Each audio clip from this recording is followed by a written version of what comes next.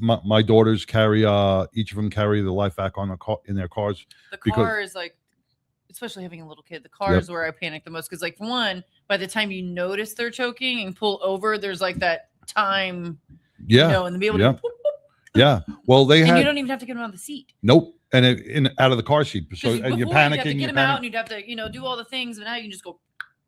Well, one of the cases and that make happened. That noise. You got it. Yeah. Can you make that noise? It's exactly like that. Well, one of the really extreme circumstances was one of the ladies, I forgot what state she was in. She had a life vac in her car, and her child, who had MS, was in a wheelchair, and she was in a van, one of the conversion vans. The kid was strapped up in his wheelchair behind her, and they just came out of a drive-through and the kid started choking on like McDonald's or Burger King French fries, some French fries. And there would have been no way for her to get her son out of the wheelchair and do the Heimlich maneuver. So she just she used the life vac, she put it on his face while he was still in the wheelchair, and she couple of pumps, and all the fries came out of the child's mouth, and she saved his life. Elderly in wheelchair as well. Scarier part for me. Yes. Because like one, wheelchair maneuvering, right? You just to me unsure, like what can I really do? Because like you don't know, right? You do know, but you don't know. And then elderly, they're fragile. Yes, I mean they're fragile. So to be able to not have to like, do that. This is a innovative, and it takes 2 minutes to learn how to use it. It's all online. It's place, push, pull, and you're done. It's like plunging out your toilet bowl or your sink. That's how easy it is. You can use it on animals. You can use it on yourself, God forbid, if you were choking. It's a way to save a life. Go to lifevac.net and get yours today, or just stay tuned in because we're going to be giving the secret question, and you can win yours today. Want to bring on Lori Montoya with BikerDown. Let's bring on Lori. On yet?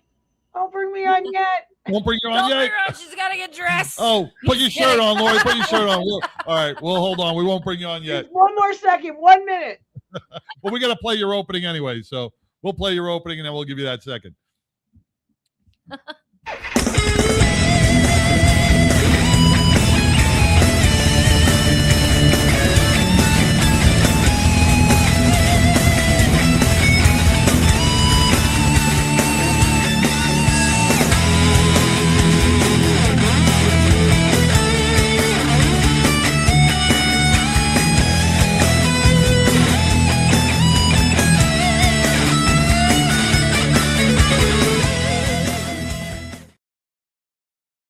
Lori, where is Lori Montoya with BikerDown today? I'm at home. Happy New Year. Happy New Year. Welcome back. I hope you had a blessed Christmas and New Year. How do you feel after this 2-week hiatus? Ready to start 2026. You notice you don't have your special cake, and I apologize for that. I forgot, but it will be coming for next week's segment. I promise. You will have remember, Pitbull, you guys needed a special cake. A special cake? Oh, from Colorado. Oh, yeah, the Colorado special cakes. Yes. Yeah. Yes. I promise because many of you may not know, but this is our 1-year anniversary. We started in 2025 in January, and this is my 1-year anniversary with you guys. And I look at anniversary. Yeah, happy anniversary to you guys with your new format and adding Mongo and I on there at first, and then growing to Glenn, and look at where you guys have come in such a short period of time. A year is a blink of an eye, really. You guys have really put forth an effort where you're just seeing you guys constantly doing something and putting the rubber to the road and backing up what you all wanted to do. So I want you to know how much I really admire that, because it's not an easy feat to give up so much of your personal time for community. So but when it's your passion, it's when you drive, it really it's time well spent. Yeah. And that's what it's all about. And that's what I love about everybody that we have here with you guys, Mongo, Billy Ball, Glenn, and now with Janie Balderas, all giving back to the community in their own separate ways. Janie does it with the music. Billy does it with Hemp and Hounds. Mongo does it with whiskey and cigars, but he brings forth so much knowledge. You do it with Biker Down. Glenn does it with the Laura and Biker Wolfpack. Man, it is such an amazing community that we're building, and we're going stronger and stronger each and every day. Absolutely. Absolutely. So basically what I wanted to kind of talk about today was not being Debbie Downer, and not really talking about accidents, but what I call kind of a year of review, because I think the one thing that I saw most riders facing a lot of this year was rider error. Rider what? Error. Rider error. Not maybe your speed, not navigating a turn, maybe coming up on a car. Certainly, I would say 60% of all motorcycle accidents involve a car and some form of distracted driving. But I do think we're starting to see an uptick of motorcycle riders that are just going down because whether they don't have their endorsement, whether they may not have, it doesn't take a lot to get your endorsement. I know, you really don't. It's gone are the days like when we got in a car, we had to have a driving instructor that checked all these boxes. Yeah, you go through a day class and it's not real hard to get an endorsement, but that's really just the first step, and I think we've talked about it before. Chomper used to run me through yellow lights, to see if I could stop my bike. Yep. And not run that red light. He would take me up in the mountains to see if I could shift my bike down and use it for braking, which has really been invaluable when we ride. Like, I think he was just trying to get rid of you. Sounds like a Dateline. My husband said, just go off this bridge and hold on tight. And have your Aflac. I have Aflac. But on a serious note, when we go to Sturgis, it's one of the things that, and as I've always referred to people in the Midwest as more flatlanders, all of a sudden you get out into these mountains and you go east and you do Tail of the Dragon. I mean, you go to West Virginia, you go to Arkansas, if you're in Texas, and all of a sudden you're riding in conditions and how to be prepared for the slide and things like that. So we saw a lot of that. The other thing that we saw was what I'm now referring to as the perfect storm, meaning I got liability on my bike. I get hit by a driver that has either no insurance or liability only. So I have crappy insurance and I just got hit by somebody with crappy insurance. And, now I have mounting household bills or medical bills. And it just creates this triangle of what I call the perfect storm.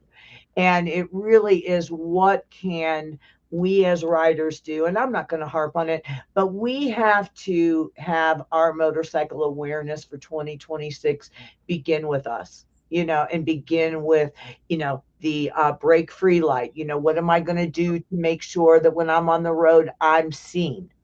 Am I wear a little protective ribbing on my jacket if I'm going to ride at night? I talked about that 3M tape. You bring up brake-free. I saw two bikes the other day who had brake-free light helmets on. And I was like, those are those brake-free lights, man. And I started talking to them. They were like, yeah, we love them. Yeah. They feel more secure knowing they have that extra little protection, and drivers see them a little bit better. Well, it's really interesting. My granddaughter, I just came back from Florida for Christmas, and my granddaughter got the electric bike that she talked about for 365 days. And I saw it and was like, that's a motorcycle, so she doesn't know it yet, but I'm going to give them, they're up here right now up in Breckenridge, and I'm going to give her one of my brake-free headlights, LED lights to put on her bicycle, because even her mom said, mommy texts and drives, daddy texts and drives, your brother texts and drives. Think of all those people that were distracted. And it was kind of interesting. While I was there, we were walking in this planned community, and I started explaining to her about intersections and, riding with your girlfriends. And just because your girlfriends, ride through that crosswalk, and you see a lot of bikers, I'm sure you guys see it when you're driving, bicyclists, well, I've got my bike lane, and I have the right of way and things like that. Just because you can doesn't mean you should. So I was trying to teach her how to make sure that even if they go right through it and they don't look, I need you to put both feet on the ground. I need you to get waved by that driver that he's going to let you through, because quite truthfully, we're all scared to death that at 13, what if, and I even suggested to my daughter, maybe it's time that we get the whole family on the Aflac. We've got 3 people riding in vehicles now that, whether it's an electric bike or 2 cars for her sons, it just to be safe, to have that in the event that you need it. So, I want people to try to look at it as I want to avoid the perfect storm, as you. Lori, such great points. And, we all feel that we're invincible. Or we always hear about motorcycle accidents, and when you bring up the uninsured drivers that are on the road, they just did a study that said now even not only uninsured, unlicensed, and the CDL drivers that are out on the road, they said they came up with the Department of Transportation said like 40% of the over the road drivers are not properly CDL compliant, and that's a scary fact when you're talking about a tractor trailer that does not have the braking capacity of a car, and they will just roll you over like they're going over a speed bump. Well, we had that one semi that, and I don't mean, it's just a fact, I'm not profiling anybody. He didn't speak a lick of English, and he tried to do a U-turn. And you guys know, and I know from living in Colorado, those very rural areas that are 2 lanes this way, 2 lanes, like 59. I think would be the highway that goes up to Texarkana. Isn't that 59? Anyway, I come from Houston. I used to go up 59, but it was 2 lanes this way, 2 lanes that way. And they had U-turns, but those weren't for us. Those are for law enforcement to turn around and get you for a ticket. And that semi driver was in the right lane, made that U-turn, and then stopped. And that van, literally got beheaded by that guy, and he had he had a license from California, of course. But my point to that is that's just how quick something can happen. Yeah, he had a license from California, but he didn't take. They passed him through on a CDL. And he couldn't even read English. So if you can't even read English, you can't even read the street signs. So when I talk about the perfect storm, it needs to resonate even if you're driving a car. Do I have the right insurance? Like in the state of Texas, in Colorado, in Florida, if I have uninsured motorist on my vehicle and I'm and I have full coverage and I am riding a motorcycle, it will cross over onto whatever else I'm riding, which is my bike.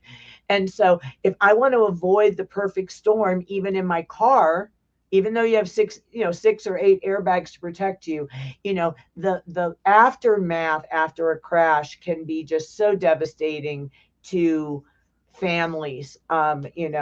It just, I can't even, it's so sad to even talk about the help requests that I get and, the family members. And if you won't do it for yourself, truly do it for the people around you that love you. They are so lost when you are injured that, it's just, mounting household bills, and you got stubborn bikers that want to go home. Well, dude, you don't have the money to go home. We're going to have to put your stuff in storage. I mean, it can be really, really sad. So, I think you bring up about Aflac, that doesn't only, and for those who don't not know, and you should know what Aflac is, we talk about it every week. It's not only to cover you on your motorcycle, it covers you in your motorcycle, in your car, at your home, while you're walking down the street. It covers you. And, if you get hurt at work, if you get hurt in the garage, in your backyard, if anywhere, Well, I told you about the one guy that fell out of the bed after having rough sex and hurt his back and wanted to know if that was considered an accident. And I said, dude, file the claim. File a claim. Plans. Yeah, that's right. If she didn't throw you out of bed, I think he fell out of bed. But there's I've given 2 examples this year of one person was in my husband's organization, and he installed windows. So he was on a roof, and he fell off the roof and he hit the concrete head on. Now, I had literally nagged him for over a year to get the Aflac, and he about 6 months prior to that he did. And it paid him. He was in ICU for probably 45 days and then went to Craig Hospital for 30 days for rehab, and I think they figured it out. It was like $27,000 just by spending $37.50 per month with BikerDown. I mean, those are pretty good odds. $30,000 when you get out of the hospital, but you're getting those paychecks. You're getting those checks every month or every week, however they come.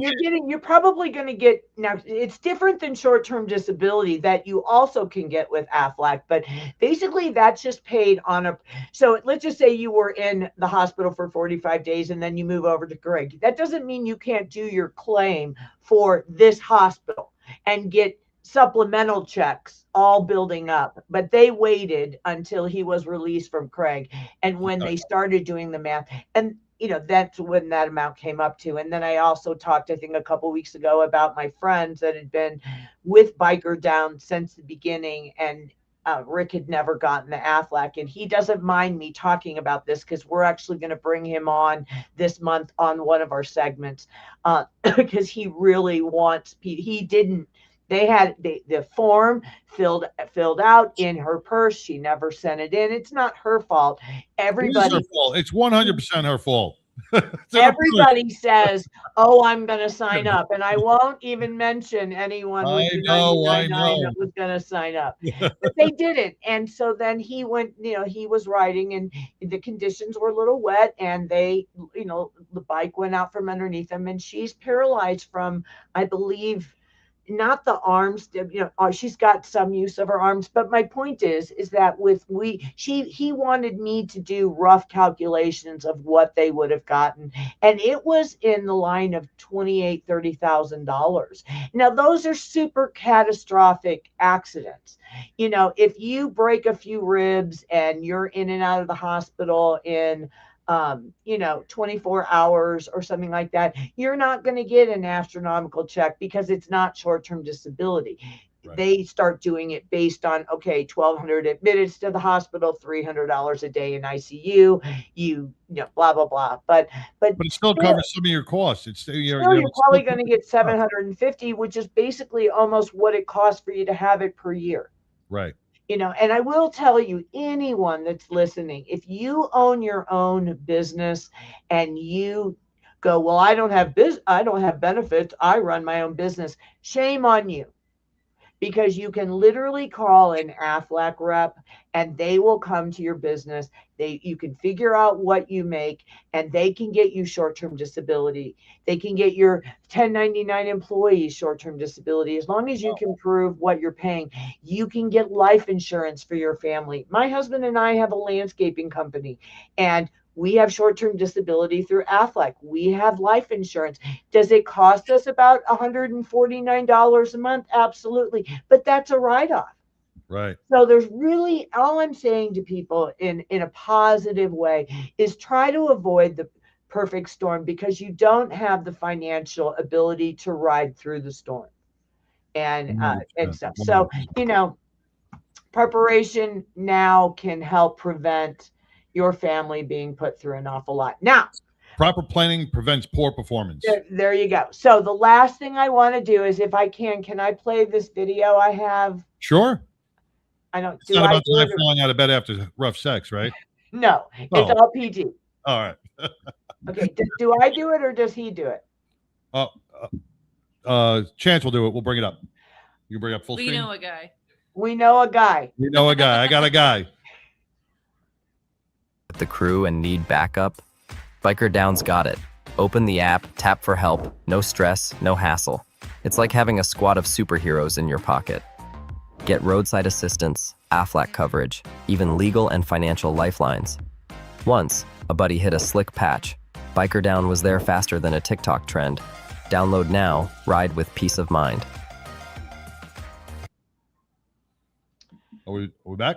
Oh, we're back. Okay. So that's my big announcement for January 2026 is BikerDown has been working really hard to create our own app. And what it's going to do is if every biker, once we get it live, which should be live by Friday, once you put that on your smartphone, if you are rolling with people and somebody gets in an accident, you can immediately fill out a help request. All you got to do is press the button. If I've been passing out in case of emergency cards for over 15 years. I still encourage everyone to have those in their wallets. But if you will get on the app and give us your ICE emergency information, then if we were to get contacted by the hospital, if the hospital were to click on that app, it will give us the ability to do that. If you need a directory, you say you need a lawyer, you need resources, we will now begin filling in a lot of resources to help people. So it's something I'm really, really proud of. And we'd hope that once we get it live, everybody will register and get that app on their phones and just be a part of more of BikerDown. Having a website nowadays just isn't enough. Right. Technology the way it is Instagram, some Facebook, and videos and things that resonate with people. So I don't have this. My assistant is gone. I don't have staff, and so I'm a little slower to get to the technology. I just want to clarify one thing for all of our not so much on the right, but way off woke on the left. When she said ICE contact, that's in case of emergency contact. All right, don't be hitting that thing because you want to report an ICE emergency. So there you go. That's probably not any of our woke friends are listening, but They don't watch us. they don't watch us. Probably. Anyway, yeah, we don't send it straight to Christy Nome.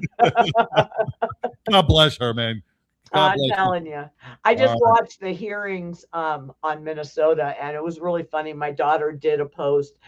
She was moving her hat shaping business from St. Augustine to Minnesota and opening up a daycare.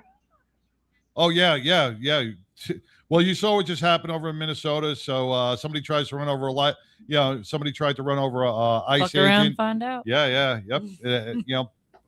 Play stupid games, win stupid prizes. But it was really, happened. I really, you never want to have to take a life, but when you put an officer in a position where it's either your life or his, 9 times out of 10, it's going to be you the one that loses.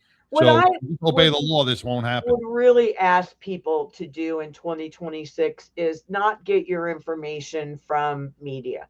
If you really want to learn about what's going on in government, watch YouTube videos, meaning go to Reuters, go and subscribe to and watch an actual hearing.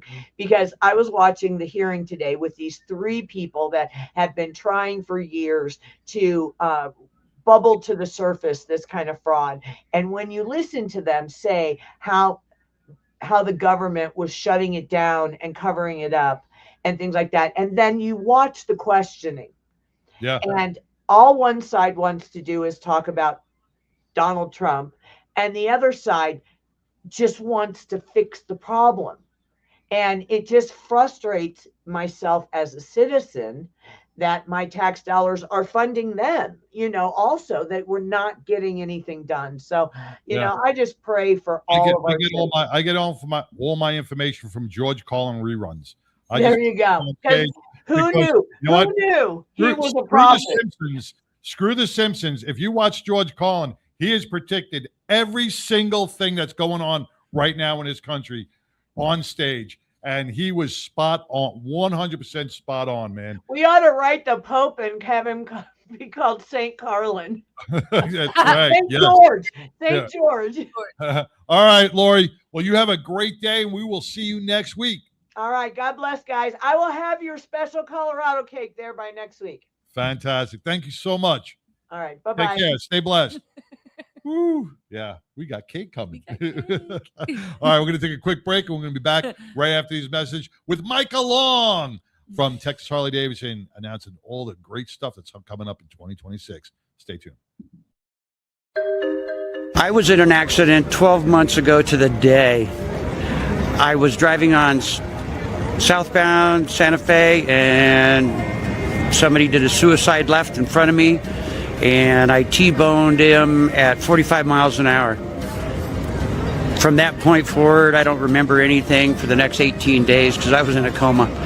She broke 9 bones, lacerated my spleen, put me in the hospital for 21 days. I remember none of it. BikerDown was founded in 2011 after riding several rides over the summer and seeing, tragically, my friends get injured. And I felt that there was a need missing in Denver and in Colorado for an organization that helped the biker community. As you may know, the bikers are one of the most charitable entities out there, and what we do is provide them a variety of services such as medical equipment, financial assistance if necessary, and a plethora of resources to help them stay afloat during the hardest time in their life, which is their recovery. You know, my biggest hope is that I'll never get another phone call that a biker's gone down, but you know, that's not realistic. So I think my true realistic dream is that we can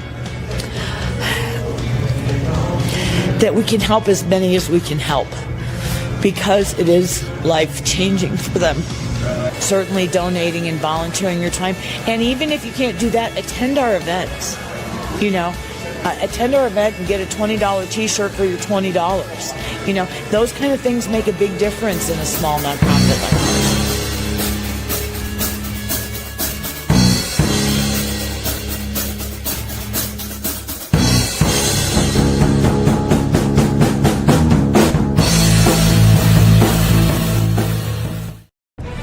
Hi y'all, I'm Celeste and I ride with the 99. Hey, this is Tex McDormand with Octane Mania and I ride with 99.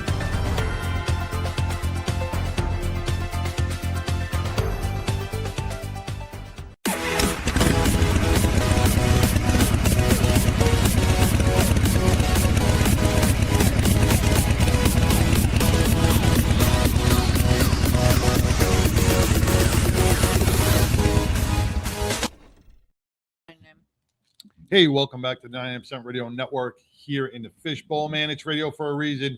And we have in the house Micah Long with Texas Harley Davidson, the ambassador of fun. Welcome, Micah. Hey, what's up, guys? Thanks for having me on again. Oh, always a pleasure to have you here, man. Texas Harley Davidson, one of the big, if it is the biggest dealership in the state of Texas. We are the largest in the largest state by of Texas, square yes. footage. And overall. And, you know, one thing I love living in Bedford because Texas Harley Davidson has things going on almost every single day, but every weekend there is something going on. I got to come to your Christmas little party where the kids came together and they put together these gingerbread houses. It was so much fun. All the kids were having a blast. Bro, that was so much fun. That's the first gingerbread house I've ever put together. And it collapsed. And it collapsed multiple times. Oh, it was so funny. You were like the most, perfection. He's watching his thing, and all of a sudden he gets the whole thing done, and it just all imploded. It's not about the perfection; it's about the amount of icing. He was trying. So that's the key. I didn't know that. You have to put an ungodly amount of that sugar icing on there for it to stick. That tube is just for the structure; it's not for decorating. Yeah. But you got to remember, man, Texas Harley Davidson is not just about the adults. It's kid friendly, and the kids have a blast there. There's so much stuff to do, and you guys run so many events. So, Micah, 2026, we're growing bigger and better. What's Texas Harley Davidson got in the store?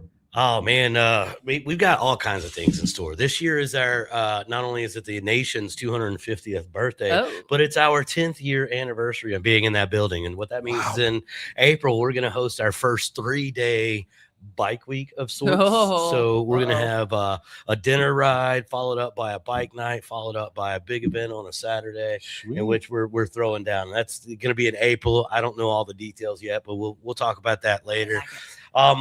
Later on in the years, we're talking about bringing in, stunt shows again and doing bigger, better in 2026. That stunt show I came to you the in a cage. What were those? So that was the Wall of Death. The Wall of The Death. Wall of Death. The Wall of Death. Yeah.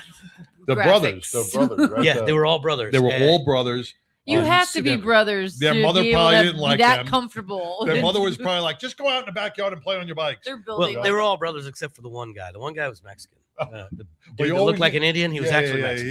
He was the Indian guy. Yeah. So he was paid. Yeah. He was their brother. Yes.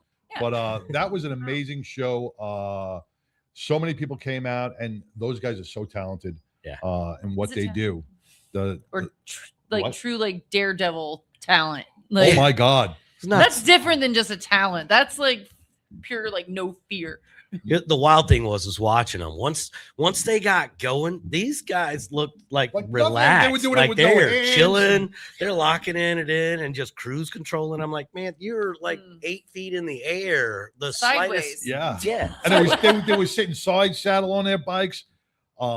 He told me that they hit almost 2 G's when they're going around because it's such a small. Oh, I thought you were talking about money. I was like, I didn't pay them that. No, they hit almost 2 G's in the centrifugal force in that little wall of death that they have. Now, when you mention something like 2 G's and in that centrifugal force, I always think about those old movies in the 80s and 90s where the astronauts go and they get that room and they go around and you see their cheeks all pulling back. That's what I think about. That's the gravitron. And that's what he said it felt like because the first show I was up on the top. Yeah. And I was with all the spectators.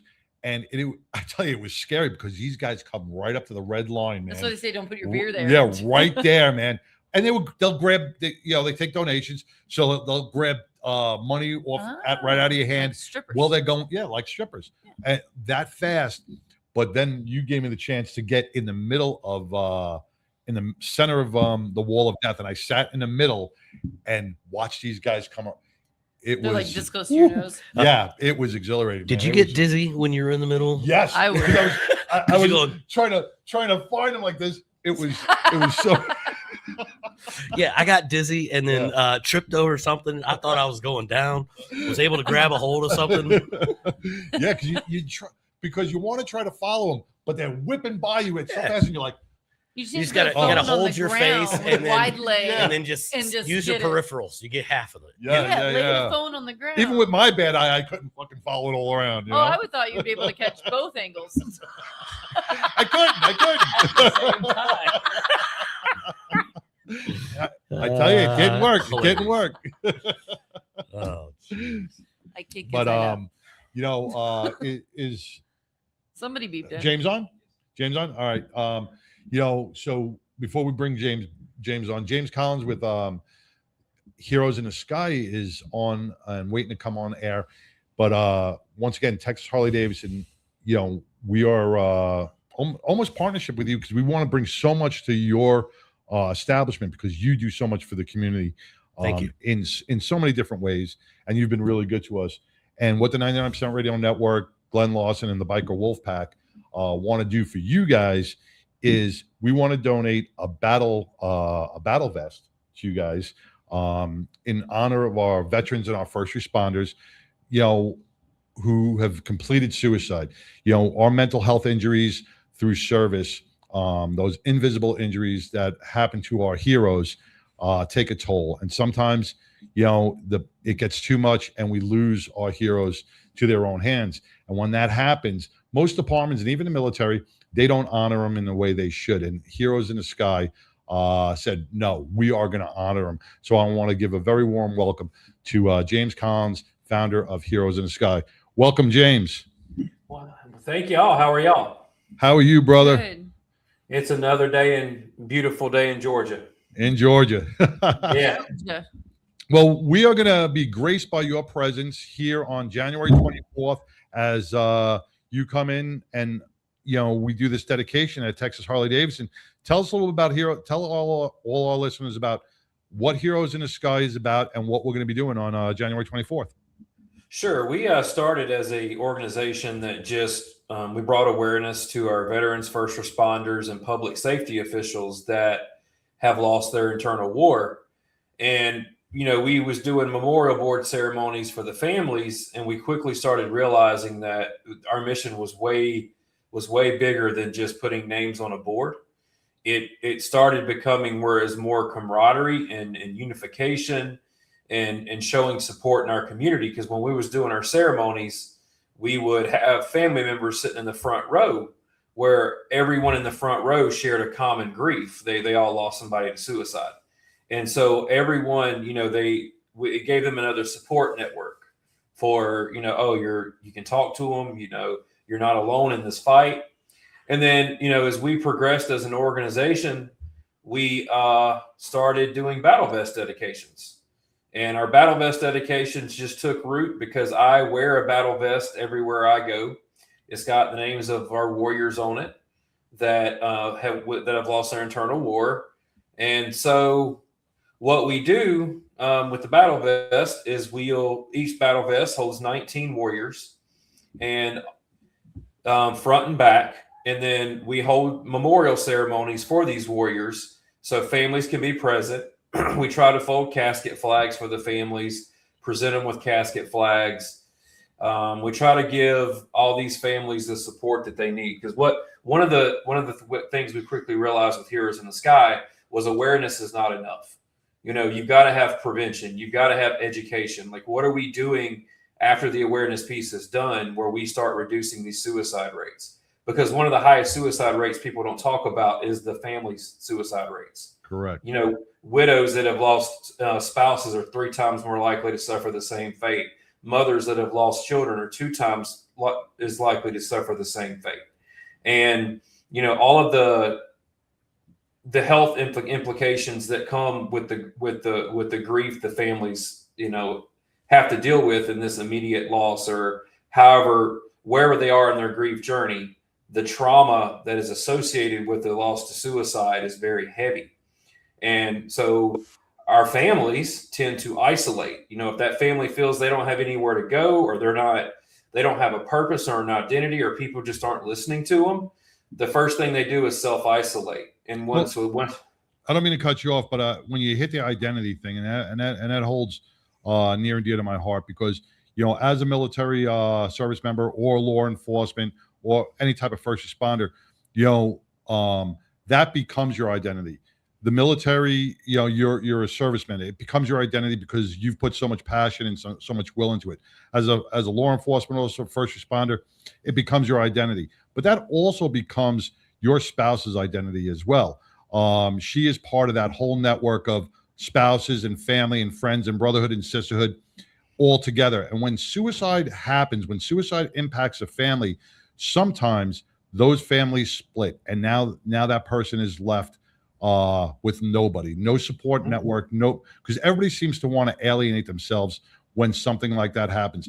If someone gets killed in the line of duty, everybody's flocking to you, and they're there to help. But when a suicide takes place, some people do not know how to navigate through that, and they will tear themselves away from family and friends and leave that spouse isolated. And Natalie Brent just walked in, and Natalie, thank you so much. With the Green Star Families of America, and we're going to hear from her in a minute. But that what you're doing is you're honoring those family members and giving them a sense of purpose again, and you're keeping the names of their loved ones alive. Amplifying their voices is what we like to call it, because those families have a voice. Those families have feelings, have emotions, and those families are allowed to feel lost sometimes, because that's, you've just lost, someone very important in your life in a very traumatic way. And so Heroes in the Sky tries to come in and restore that identity, restore that purpose, restore that voice, so you feel like you're a part of this community again, and you're not set off to the side, because we already have a large enough problem with our military units and our law enforcement officers or units. Once it happens, trying to sweep it under the rug, or barely talking. Right, barely talking about it. And so we're Heroes in the Sky is trying to come in and fix this.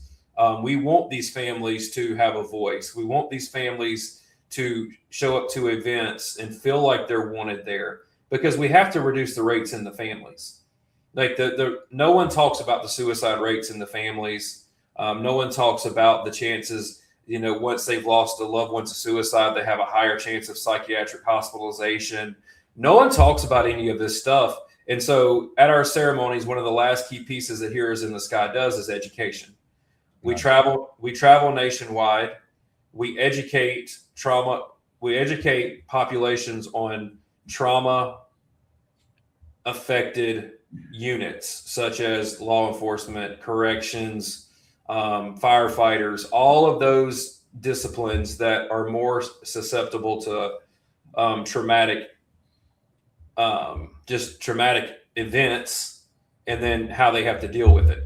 Yep.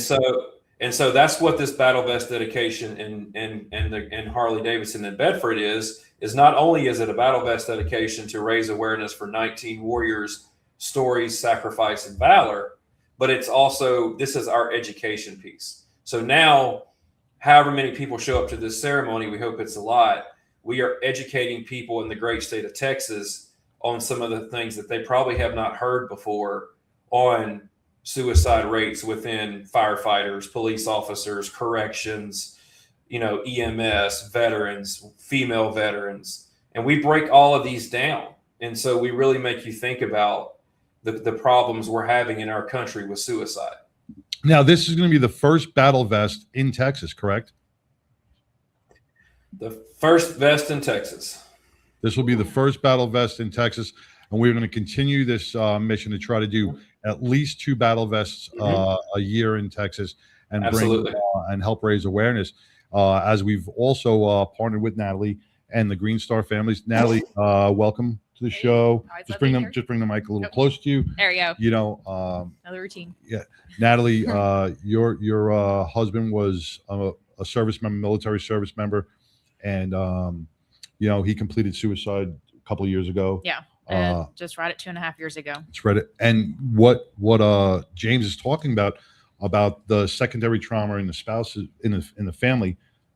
Can you talk about that a little bit? How you felt without, I don't want to go too deep, but you can. Oh yeah. I mean, at least the first 6 months, it was a lot of isolation. No matter what anybody said, it was always wrong. I have had to distance myself from friends and family members just because things that they would say to try to help would trigger me. And then that was not a good situation. And it put a lot of strain. Yeah, strain, I have my widow's brain, between our relationship. And, I've done a lot of stuff with you guys lately, and y'all all kind of see how I seem to be doing okay on the outside. We've seen you grow. Yes. Since Celebrity Softball, we've seen you grow, which is really, is good, because we're starting to, embrace this whole network. And big shout out again to TK, because you've introduced us to the Green Star families, and you introduced us to Heroes in the Sky. Yeah. And it's all a great network that we're bringing in here to the DFW in the Texas area. Yeah. And with that, there's things that people don't see. It's been January 5th was 2.5 years, and I had a hard day that day. But right before Christmas, it was one little trigger that I had where I went and had to park in a parking lot for 3 hours. And I just had some rage. I mean, I was raging out, like wanting to put my fist through the window. And of course, everybody was like, why didn't you call? Because you don't. In the moment. You're in that moment. And you have that tunnel vision. It's like, well, I thought about sending a text to one of my friends, but I'm like, I know her kid was sick and I didn't want to bother her. And those are the things that you think about. And then my boyfriend was like, Natalie, why didn't you call me? And I'm like, how am I supposed to tell you what triggered me and how I'm feeling with this new relationship, right? And not cause weirdness about that. Yeah.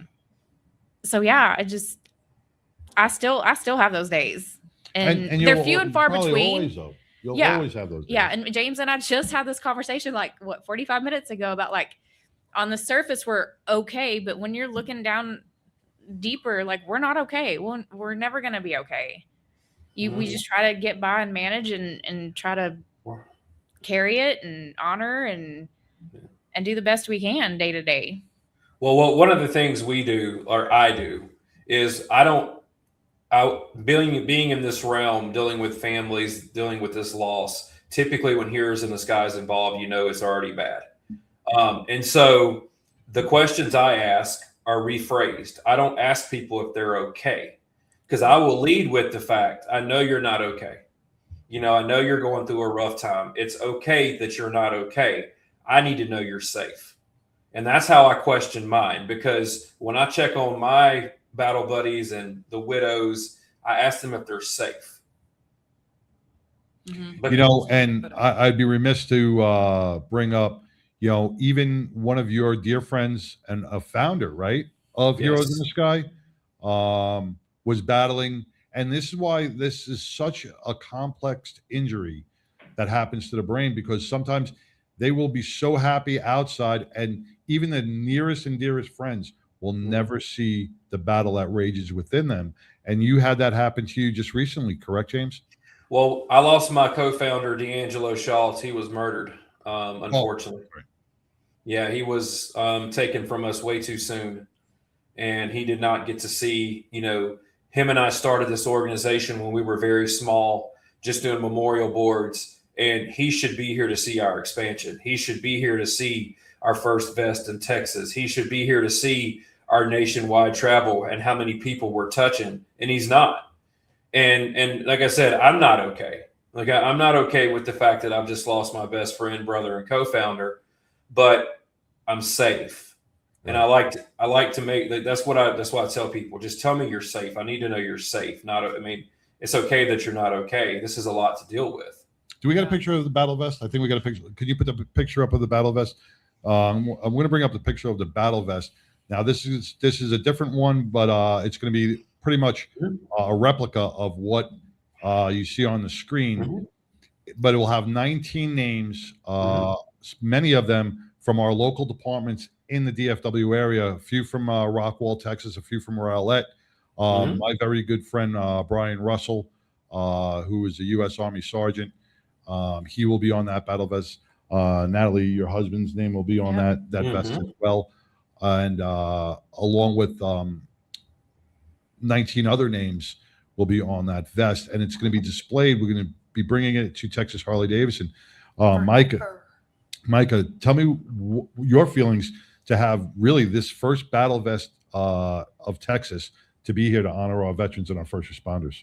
Man, you're military as well. I'm a military veteran myself, 2-time Iraq veteran, EOD guy. I've been around first responders pretty much the last 25 years. It means a lot. I don't personally know anybody, and I'm thankful for that. That I know of that has taken their own life, but too many people have. So it's really amazing. We're really thrilled that we get to be the house to house this, so that people can come and check it out, pay respects, view it. Now, the amount of people that walk through your dealership each and every day, not including your hog members, your hog chapters, who are mostly either first responders or veterans. We have tons of veteran first responders, law enforcement, firefighters that come through Harley Davidson. We all ride. And it's a tight knit community too. So something like that's going to get a lot of foot traffic. People now to display this in that Harley Davidson, in your Harley Davidson here in Texas, it's really going to mean so much for. It's not only going to touch the building itself or the families. It is really going to touch every veteran, first responder, and everybody that walks through there, because they're going to see these names. They're going to read the names. They're going to say them in their head. And it truly means they're never going to be forgotten, because somebody's thinking about that. But it's going to mean a lot to your veterans and your first responders that go into Texas Harley Davidson. Yeah, absolutely. Means a lot to me personally too. So I'm just thankful to be a part of it. Well, we're thankful that Texas Harley Davidson is going to be a part of this and do this, Natalie. And now to have a battle vest so close to home, you're here in Texas. What does it mean to you to have that here? It's putting his name and his service out there, locally. And, we've done, James has done a lot of dedications, and Daniel's name has been on several different vests. So just having it close to home is going to be awesome. And, our local friends and family can go by and see it and check it out. And It's gonna be awesome. Yeah, it's good. And it's just, it shows that they're never forgotten. And that's what we got to do with our heroes each and every day. We can't forget them. The third Sunday of every month, we walk the bridge here in Rockwall, in Fort Worth, and across the country over into the UK to remember those that we lost to suicide. Departments don't remember, but we remember. The military may not remember, but we remember. Last year, we had 102 law enforcement suicides, which is down. Thank God, it's down by about 50 suicides since 2024. But that's still 101 or 102 too many. And we have to work harder to start respecting our military, respecting our law enforcement, and respecting our first responders for the job that they do each and every day. And on January 24th, Heroes in the Sky, tell us a little bit about what the ceremony is going to be all about, James. All right, so we're just going to start right at 11 o'clock. We're going to be excited to be back in one of our favorite states of Texas. It's going to go through. We're going to have some guest speakers come in with some personal experience, and then we're going to. Part of the ceremony is for the family, where they can get the recognition and awareness and the service and valor. But the other part of this ceremony is the education. So the point of these is realistically where you can hear a pin drop in the room once we start getting into some of these statistics and just the daunting task that what suicide does, right? How many people have heard that it's known that about 85% of people will personally know somebody that's taken their life. 85%. That number is incredibly high.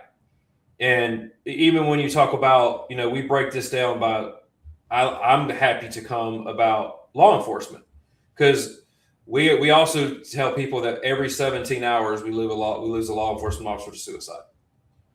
Like every 17 hours. And not a lot of people talk about this. So this battle vest dedication is going to serve all three outreach areas of what we do.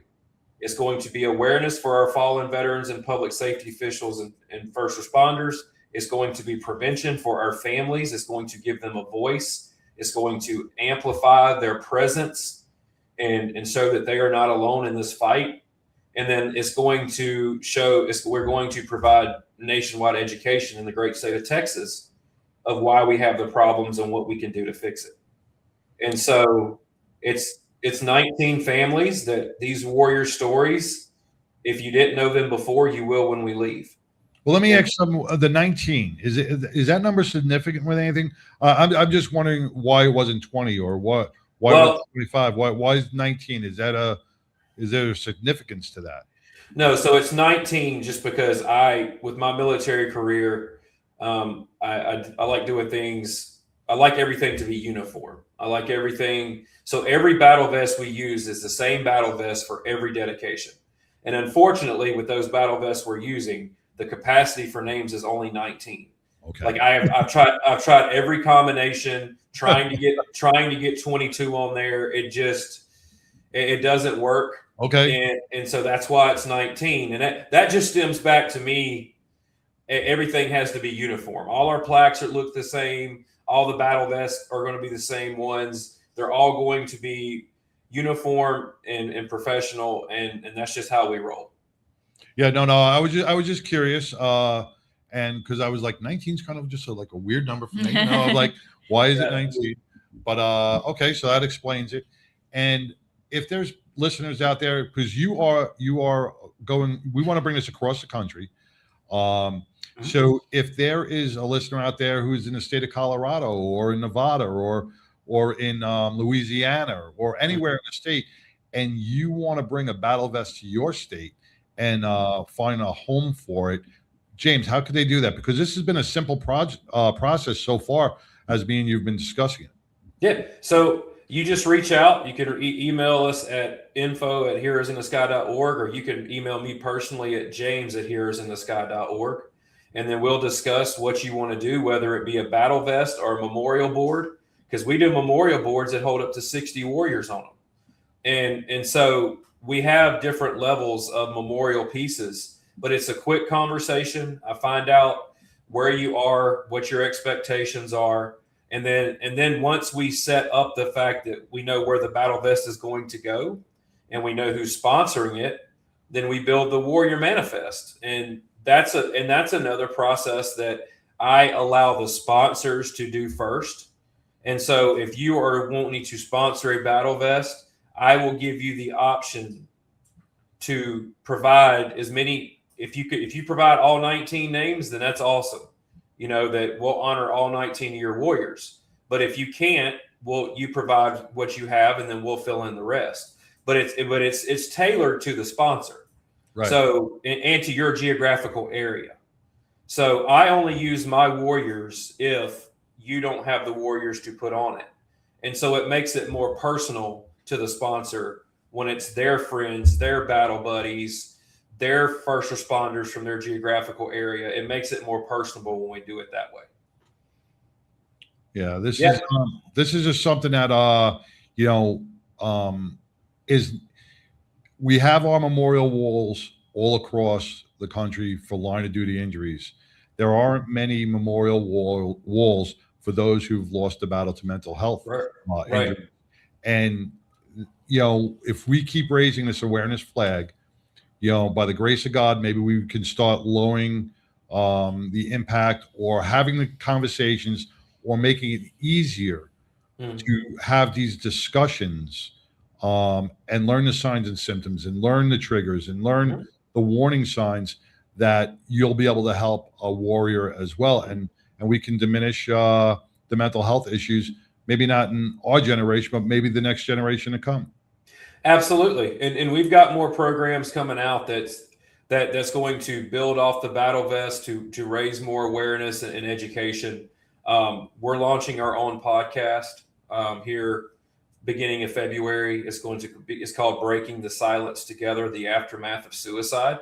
Nice. And it's going into the intricate, small, unspoken challenges once a family member loses somebody to suicide. We're talking about the death certificate process, the autopsy reports, what goes to the funeral home, how to get the military burial, what benefits you're entitled to, the relationship, like focusing on the relationship and then the struggles before it happened. Like before you lost that warrior, we're going to identify the struggles there. So maybe if you are in that predicament where you have a loved one who's spiraling, you may hear these stories and say, wait a minute, my loved one's behaving this way. We need help now. And that's what we want to do with the podcast is just go into all avenues of what suicide does to families, like the aftermath of this loss. And we're kind of excited to embark on that journey. Well, without bringing up anything difficult in the aftermath, and Natalie and I, like I said, I don't want to pick at anything that you don't want to. You're good. You know I'm an open book. When your husband completed suicide, this one came as a shock. You didn't know it was all going to.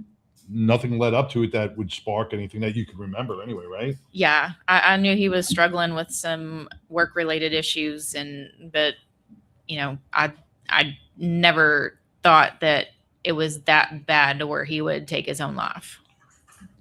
Now, the aftermath that day, and how nobody helped you. Yeah. Even his employment. Yeah. With his truck and everything else. Yeah. Can you share a little bit of that? Yeah, I mean, he was at work in the parking garage. He sent out a text message to coworkers and nobody responded until he was supposed to show up to a meeting. And then everyone's like, where is he at? And then they go look for him and find him dead in his truck. I was not even notified. Let's see, he was pronounced deceased at like 8:30 or his estimated time of death. He wasn't found until about 9:30. I was not notified until like 1:20 that afternoon, which is another whole thing. Wow. Yeah. Of course, before his body was even off the property, they were already packing up his office. I get a call from one of his coworkers later that evening, like, if you want his stuff, you're gonna have to come down here and get it like ASAP because it's being boxed up. That brings a whole nother conversation where we all work our asses off to be happy for a boss that will just box your stuff up, replace you like that. Well, and I will not hesitate to say he worked for Marriott, and he was director of security and loss prevention. He worked for a brand new JW Marriott that was not even open yet in downtown Dallas. And they're already boxing up his stuff. They were already boxing up his stuff. You were tasked. You were tasked with probably the most horrific detail as well. You had to clean the truck. I did. They, with the Dallas police, how they do their procedures, they took his truck into impound, which luckily, because it was a suicide, I did not have to pay for the impound. They did give me that grace. Oh, that was nice. Yeah, they did give me that grace. I actually had my dad go down with me. I drove my car, and then my dad, it was a mess. I can't even imagine. It was paperwork, and one little thing wasn't signed. It was a back and forth to getting the paperwork done and having to get it notarized. And but we finally got the truck. My dad went around to pick it up and drive it to the front. And, it was covered in, things, case number and biohazard and all the different things. They had paper bags over the seats and everything. And the one thing, so my dad brings it around, gets out of the truck, and my dad was like about in tears. He's like, it still smells like him. Like, it smells like him. And like, that was hard. And so my dad drove it all the way back to Mansfield. We parked it at a friend's house because I was dealing with funeral stuff and we didn't want triggers from family. Of course. I mean, this is the aftermath that nobody sees. And so I'm not in my right mind at this point. And so a week after he passed, I finally got to go see him.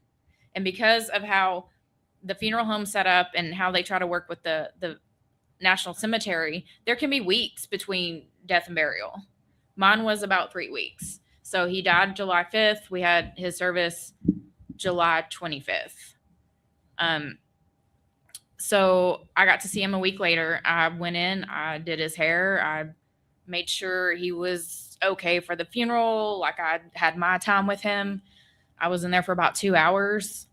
Later that evening, I went in, I went to my friend's house, and I wanted to be in the truck. And so her boyfriend cleaned off the windows and stuff so I could drive it. And it was a whole process, and we took the bags off to see how severe it was. And me and my mental state, I was like, I didn't care. I was driving the truck. I was a little right in my head, but understandably, I literally drove that truck for 3 weeks with biohazard in it. And then my friend's like, Natalie, you've got to clean this truck. And the way I saw it is like, that's the last part of him. And when I clean it, that's going to go away. Yeah, in my irrational, life brain. That's, so that was a whole process. And when you do things like this, so when he first passed, my sister was calling around to the biohazard cleaning companies, and they wanted like $1,500 an hour, and all they're going to do is rip everything out, and you have to put it back together. Well, this is an old truck that we just put $5,000 into to fix it. So I'm like, I can't afford that. I'm not doing that. So I literally took my peroxide and my little carpet cleaner, and I went out there and scrubbed and cleaned it myself. It was it was a mental fuck, but it was also therapeutic in a way. But still, these are the things that nobody sees, nobody hears about, and these are the conversations, as hard as they are, need to be brought up, because this is what raises the awareness flag so high. It says we need to scream at the top of our lungs before this happens, because you don't know what the end result's going to be and what your family's going to have to deal with. And when we talk about the employment of the people who work for Marriott, he I guess he was a director of security or something, and he worked there for a while. Yeah, he actually he went to the Westin downtown Dallas, and he'd worked there for almost 8 years, and he was hired before he was even honorably discharged from the Army. He worked there for almost 8 years, and there was an opportunity for this new JW hotel being built, and he put in the application to be hired over there. And I think that was part of it, because he had so many people call HR and refer him and all these different things, and he ended up getting the job. And I can only assume what happened by what I know leading up to his death and what he was telling me. I don't want to say that, but I just have my gut instincts, and I think that was part of it. If he was, terminated, possibly, like, that was a big, like, all these people like letting not just me down, the family down, his mom, like, but everybody else that like vouched for him to get this job, which was a lot. Have you? Did they reach out? Did they do anything for you? Did they support you in any way? Let's just say I heard that they already had their attorney standing by. I'll have to send you a picture of the quote unquote gift that they gave me at his celebration of life. It was, all my friends are like, what the hell is that? And I'm like, oh, this. So they gave me a big 8 by 10, an 11 by 14 frame. It's all black and white. So you've seen the picture that is on his obituary and that kind of stuff. He had just had that picture taken like 3 weeks before he passed. And they took that picture, blew it up, made it black and white, put it in a black and white frame, and had everybody, the mat around it was black, and had everybody from the hotel sign it like, RIP, we miss you. A fucking graduation. And that's, no, I'm serious. And that's literally the part, that is literally the sympathy gift I got from that fucking hotel. Wow. Was I in charge of marketing for that hotel? I don't know. I don't know. And all my friends are like, what the fuck? Like, are you kidding me? That's, and once again, going back to, we dive into our work. We put everything into our employers. We worry about how they're going to think about us. And we kiss their ass. And something like this horrific happens, and they're boxing up your stuff before the car is even out of the parking garage. And this is why, like, even in the beginning of the show, when we talked about, material things and everything else, time management, and never lose a moment. Make sure you spend each moment and cherish each moment, because those are things we can't get back. Time is something we can never get back. Yeah. You know what? So don't waste your time at work. Make your money and get the hell out. Don't waste your time on toxic stuff, man. Move on. Stay positive and stay with people in your circles. Keep with your tribe. And Natalie and James, anything on that? No, that's part why we wanted to come in, and that's why I wanted to do the podcast. Was her stories are not the only ones where you're hearing this incredibly difficult transition after the loss of a loved one to suicide, and how it ripples through their personal relationships, their friendships, how many people quit talking to them because how many friends they lose, how many families they lose, and then that time of despair that follows. And so that's where we highlight, and that's where this podcast is going to take set, is in that area, so people really see what happens. Well, and James, go ahead. Sorry. And we hope it becomes a set of deterrence and awareness at the same time, because if you're going to listen to someone else's story and how much they went through, then if you're a veteran, or you're having, so God help me that you don't have these thoughts, but if you do, then you're going to hear their story and say, wait a minute, look what that wife had to go through. I don't know if I can't do this to my family. So we kind of hope that it provides that strong deterrence piece. And it will, and it'll also show those who are battling that you're not alone. You do have a support network out there. In our workshops that I do with a badge of honor, I always show, and I don't know if you want to check this out on the internet, and you guys can look at this. There's a picture in the Louvre in Paris, and it's a picture of the devil and the king playing chess. And the devil, the painting was called Checkmate. And some college kids were going through, and one of the guys who was going through with these college athletes was a champion chess player, and he was looking at this picture, and he said he was staring at it, and the group moved on, and he kept staring at it, and the guy came back and said, "Hey, listen, we got to move on with this group." He goes, "Hey, listen, the name of this picture is wrong. It can't be called checkmate." And he's like, "It's been checkmate for hundreds of years, you know." He goes, "We can't change the name." He goes, "Well," I'm a chess champion." He goes, and I looked at the board. He goes, "And the king has one more move." And when you think about the logic behind that, we all think we're done. We all think we're done and out, and there's nothing else we can do. Just remember that painting, because there's always one more move on your board. There's always one more friend. There's always one more phone call. There's always one more outlet. There's always one more thing you can do before you take that ultimate step over. So raising the awareness, listening to the stories, all helps everybody. Though it's too late for some, we can save those who are still battling. So James, I want to thank you and Heroes in the Sky. I can't wait to see you and meet you on January 24th here in Texas at Texas Harley-Davidson for this Battle Vest Memorial ceremony. We're going to have Steve Piper out there playing the bagpipes. We're going to have some of, I think the VFW is going to be out there with some honor guard and our veterans. That actually might be a Boy Scout troop. Oh, Boy Scout troop as well. You know, that'll work. Yeah, we're gonna have the colors presented before the ceremony takes place. I don't know if it's gonna be Boy Scouts or veterans, but okay, be there. That'll be great. You know, hey, listen, And the Betties will be there. And the battling Betties will be there. We'll have some family members there, and it'll be a beautiful remembrance for all of our heroes who we lost. So, James, I want to thank you again. Keep us surprised on that podcast that's coming out, because we would like to help share it and get you noticed and get some people over to you. So thank you very much. We don't have many people to shove to you, but we'll get 2 or 3. Maybe we get 2 or 3 people over to you. Well, we want to get that. Natalie, I want to thank you for really being brave and courageous and sharing this. Being a badass. I'm always a badass. Most days I'm a badass. You know, I still got to get my speech together since I'll be speaking at this event. Yes.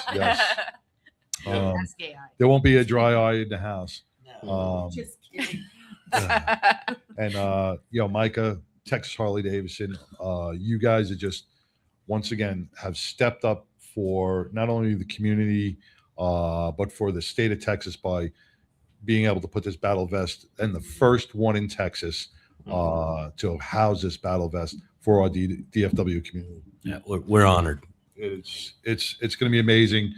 This is a free event, but you know, Heroes in the Sky could always use donations because they need operating costs. But this is a free event to attend and remember. And come on out at 11 o'clock, Texas Harley-Davidson, 1 Harley-Davidson Way, right here in Bedford, Texas, and be a part of the community. Come here and support the families and friends, and meet and greet, and maybe get educated as well on what post-traumatic stress and mental health injuries are all about. January 24th. January 24th. Right. James, thank you so much, brother. Stay well, and we'll be talking to you soon. Absolutely. And if I could just close with one thing, sure. I try to say it before I leave. Natalie's heard this. Everyone that's seen our ceremonies.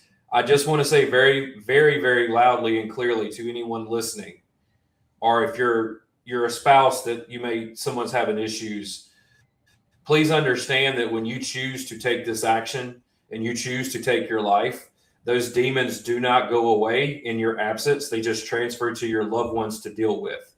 So please remember that if you were listening or thinking about this. Well said. Good point. That's right.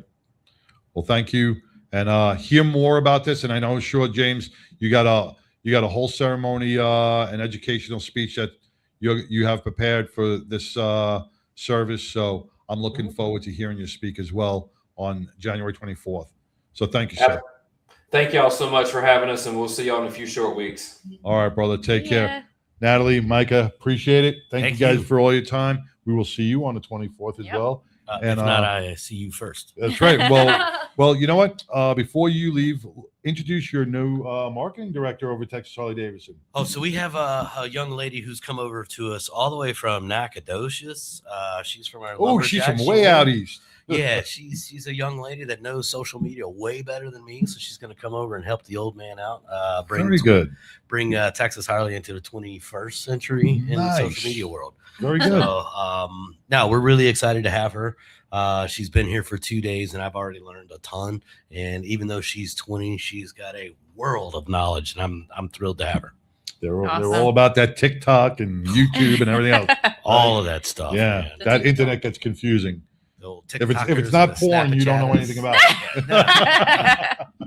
All right, we're going to take a quick break. We're going to bring in Billy Ball and Tattoo Mark because we have a few more things to say, heartwarming aspects that happened today. We're going to have a little memorial ceremony as well.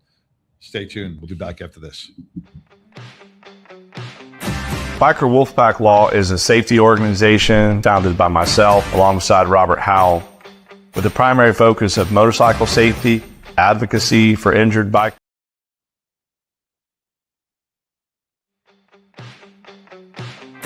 Biker Wolfpack Law is a safety organization founded by myself alongside Robert Howell with the primary focus of motorcycle safety, advocacy for injured bikers, and just general protection for those injured while riding motorcycles in the great state of Texas. Biker Wolfpack Law is a division of Glenn Larson Law Injury Attorneys, which is my firm. What's different about Biker Wolfpack Law is it's a community-based, event-based connection component to make sure that motorcyclists have all of the safety information they need, all of the legal information they need, and frankly, if needed, that full-blown legal advocacy in times of injury through no fault of their own. One of our big events is we do ASM classes, which are accident scene management classes, which are put on with the Road Guardians, group of riders that are usually EMTs, doctors, nurses that also ride. And so they know what can happen when you're out there by yourself. And so it's a very intense class, like how to do tourniquets, how to get a helmet off of a person without hurting their neck more, how to get somebody out of the middle of the road. We do those a couple times a year, and the more safe riders are out there, the better it is.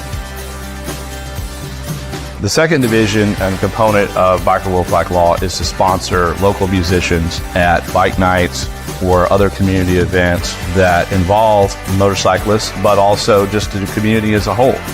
And then third is larger charity organization events or rides to get out in the fresh air and have some fun. What I love most about representing bikers and motorcyclists across the great state of Texas is really one thing. It's about hearing the story. It's about going to motorcycle events, constantly meeting new people and making new connections. One of the reasons why I started Biker Wolfpack Law was to defeat and counteract many of the biases that are out there that, quote, motorcyclists are just dangerous. Make sure that motorcyclists are seen as exactly who they are, very hardworking, very responsible, and very dedicated individuals that deserve the justice that they need.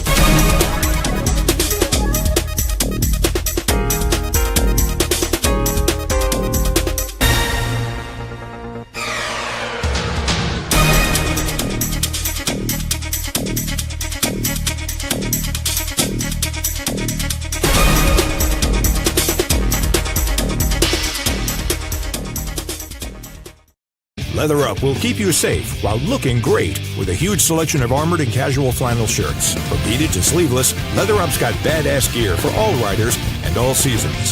Leather Up with 3.5 million customers since 1999. Iconic biker brands like Milwaukee Leather and Hot Leathers to give you the largest selections anywhere. Comfort, variety, classic styling, and affordability with free same-day shipping on orders over $100. Visit leatherup.com and use the promo code MAYHEM for 20% off.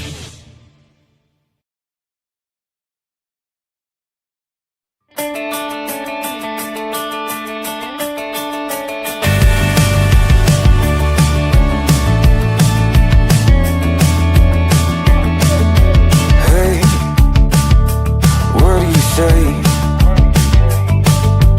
This whole town could be red by the end of the day. If you feel alright, we can throw it and drive. With the radio up so loud they can hear us from now. Me and you, nothing to do. These days they come and go. Me and you, nothing to lose. I feel it in my soul. So let's let the good times roll.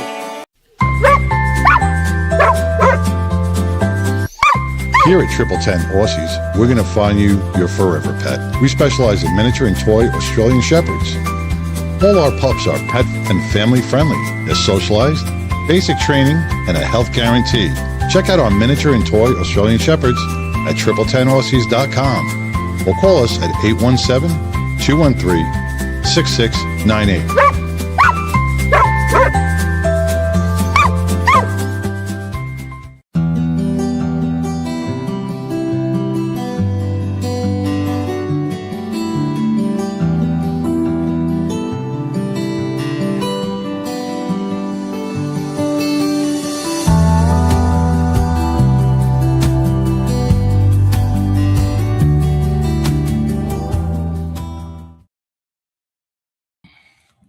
Hey. Hi. Right? Welcome back to the award-winning 99% Radio Network. Man, you just heard from Heroes in the Sky, James Collins and Natalie Brent, and Micah Long for our January 24th memorial ceremony of the Battle Vest. What are you eating? What's in your mouth? What are you doing? I'm just finishing up. A very good treat that Billy had brought. Nice brownies. You bake so well. Thank you. There's lots of love in them. A lot of love. I can smell the love from here. I did make these special for Mark this morning. I can see all the little graphics above her head right now. Yeah. I want to welcome Tattoo Mark with the Tattoo Mark Foundation. Mark, welcome back. You are a big part of our show. And, today you went through probably one of the most toughest times of your life. And, you have a great support network within the 99 and through the Tattoo Mark Foundation. You had to put down Lily, your service dog for 17 years. When we talk about, just before this, we talked about losing spouses and loved ones and how hard that is. When we put down a pet or we lose a pet, could be just as traumatic and just as hard. It's a different kind of love too. It really is. Yeah. You're a pet owner. I'm a pet owner. Billy's a pet owner. You pour that into it and you just I don't know. I mean, it's just hard. as hard. I mean, for anything, but it's hard. I get it. Especially after 17 years. 17 years? Oh my gosh, that's a long time. Yeah. That's a long time for a little girl. They always, the vet told me, they said these Pomeranians don't go no more than 12 to 13. Mm-hmm. Lily went 17. It's because she was a princess. I mean, that girl probably had everything made, man. She was there for me, because I was still grieving Do I have a picture of Lily on my death of my entire family. And I was telling people, I'm like, my whole family left me behind. Now my service dog left me behind. What am I doing wrong? But, Stop that. But stop that talk. There's a point where you just turn around and go, "Is it me?" Right. I just want to tell everybody out there that has animals, appreciate those little things because they are everything to us. They become a part of our lives and family. And if you don't know what I'm talking about, then go through what I went through this morning and you'll see what it's like. It's no joke to be able to put a dog down or a cat down or whatever animal it is. It's no joke. And it's very expensive too. So I just want to thank Barkley World out there, Karen Lee. Thank you so much for sponsoring Mrs. Lily. I could not afford this without y'all. Anybody that need help, please contact Barkley Lee. If you have an extra $20, please donate it to those people, because look at what they did for me. They didn't even know who I was, and they went out of my way and they covered the whole entire bill. So they help you with cost? Is that what it's? Yeah. So if you're low income or disabled, they will take care of the because bill. that's not, like you said, it's not cheap. No, it's not cheap. And you It's- can't just do something, you want to do what's right for your Well, loved one. And Tell us a little bit about what they did for you. They paid for the lab bill and the office visit on Friday, which was, I think, $500. They paid today to put her down, which was $600. Plus, they're giving me her ashes, her paw print, urn, everything, The nameplate. and the nameplate. Yep. Well, we'll do that. We'll do that. That's a good idea. Look, The nameplate will say Lily Ann Murray. And there were all these neat choices, and also just a big thank you to Crossroads off Lamar. you at the crossroads. They were just You won't be spectacular. lonely. Dr. Raphael and Jesse, they took care of They did. him and Lily. It was beautiful. Billy, with Hemp and Hounds, your segment, we talk, and we're talking about dogs here, and we have a little hemp treat there. So it's nice to combine the both. But I love my job. You are you deal with dogs all day long. You have what, 10? Sure. At any Yeah, I given think time? that's lowballing it At any given time? majorly. I think it was Sure. like 55 We'll round- or something. we'll We'll round it off to 10. Sure. But I mean, you've also had your battles with dogs being sick, and you had to put them down, or they passed away. And you can speak from experience on how hard it is to lose a family pet. Well, to quote the bad word from earlier, it's fucking rough. It's rough, and sometimes it happens so quickly, and they'll just pass away directly in your arms without you knowing what's going on. And then sometimes you have the privilege of making an appointment and being able to spend those last moments. I mean, Lily she went on the She tour went of on a Arlington. tour. She went to Hooters, and she went Yeah. to all these places, Boomer Jacks. Yeah. But it is incredibly difficult. I mean, we put down one of our babies earlier this year. He was a 15-year-old Chihuahua, and you just, it's never enough time. It's absolutely never enough time. I mean, this last week I had to go and pick up one of our babies that was sold before Christmas and give them another puppy to try, because this one wasn't eating, wasn't sleeping, wasn't coming out. And sometimes dogs just don't like some people, or and there was a situation where the mother was stressed when she came to pick it up. She takes it to her house to give to her daughter who's 6. There's 20 cousins and brothers, and and they're all like, and I'm like, well, yeah, that would stress me out too. I don't want 20 people touching me. So we switch it out, and so now I'm currently got this one at the house, and just loving on her and trying to, let her know what's okay and what's not okay, like chewing on So the did remote. you prep the other dog? Like, all right, Yeah, you're going in. Yep, going in, babe. Going in. This is what you're going into. You man up. You get ready. You're gonna get touched a lot. People are gonna pull in your ears. You gotta She's get one of ready. those little crackhead ones. She was like tiny and just had a bundle of energy. So it was put a pit bull it was in a there, better like- fit. It was just a better fit, right? Well, Yeah. Billy, you've had your hands full all week with Mark, and then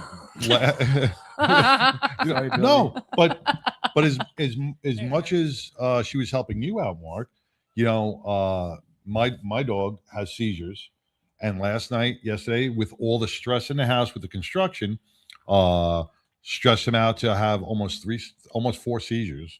It just kept going.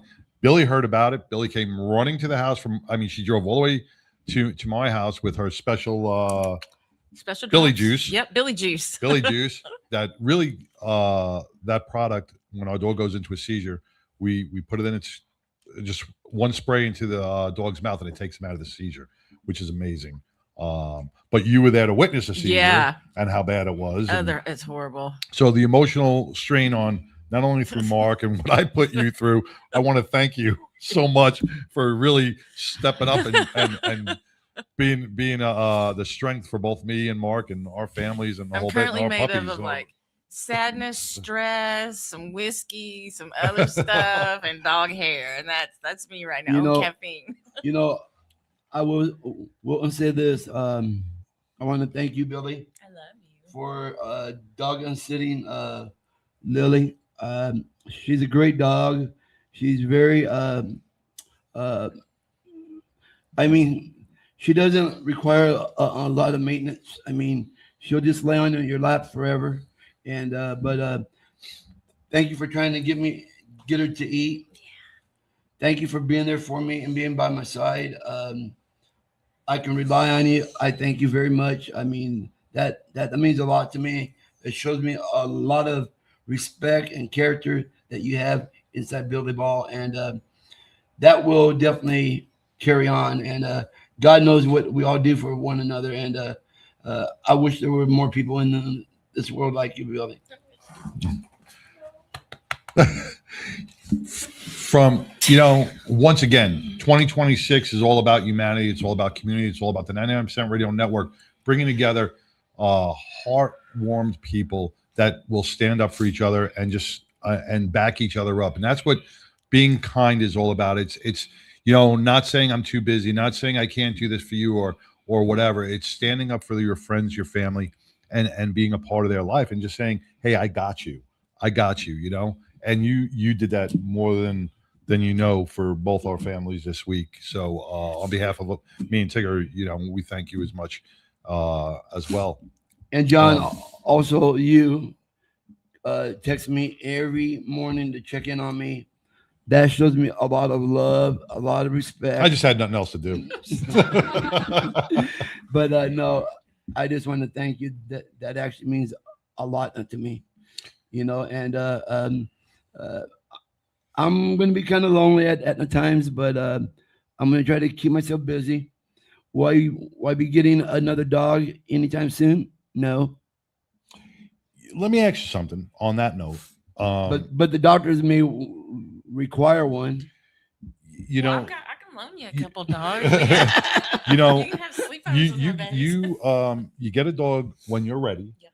But you got to remember, and I text you this today, it's not a replacement of Lily, right? You're not replacing Lily with another dog, but you are replacing, you're giving another Lily a home. So, as much as you cared for that dog and Lily lived a beautiful life, you can give that same life to another puppy as well, along with them giving you extra life and giving you the companionship that you need. Purpose. But take your time, whenever you're ready, but we have a whole parade of dogs walking in right now. And I'm just kidding. After that brownie, she's seeing a whole bunch of dogs. Remember, I don't know if I've ever told you this, but cannabis, it helps you forget. And sometimes puppies and cannabis can help you forget. But yeah, I've had babies die, and they're all mine until I find them homes, and I'm like, okay, I know what it takes to fill that baby size hole, and luckily it's 20 other dogs, and I'm good with that right now. So we went from 12, we went from 10 to 20. Counting the horses too, maybe, I don't know. I don't care. I'll have them. Just like the one that was brought back. I got 3 assholes at home. I'm good. Well, there's a and lady. those are just her husband and her kids. Yeah. So I got 5 assholes at home. Along with all this sadness, I'm just going to go ahead and put this out there. If you're on Facebook, there's this lady. Her name is Marin, and she has her page is called Bundle of Bullies. And she was abused in a relationship, and she got out of that. She started adopting all these bullies, and she did these great videos with them. Like one of them was like a bait dog and had like 2 little two-fists, and she put wigs and stuff on them. And she went on a little vacation, and Christmas Eve, that one had a heart attack. One of the other pack, and these are all abused dogs, bait dogs and stuff. One of the other dogs came over to protect that one, and one of the other ones, Pickles, came over and ripped that dog's throat out.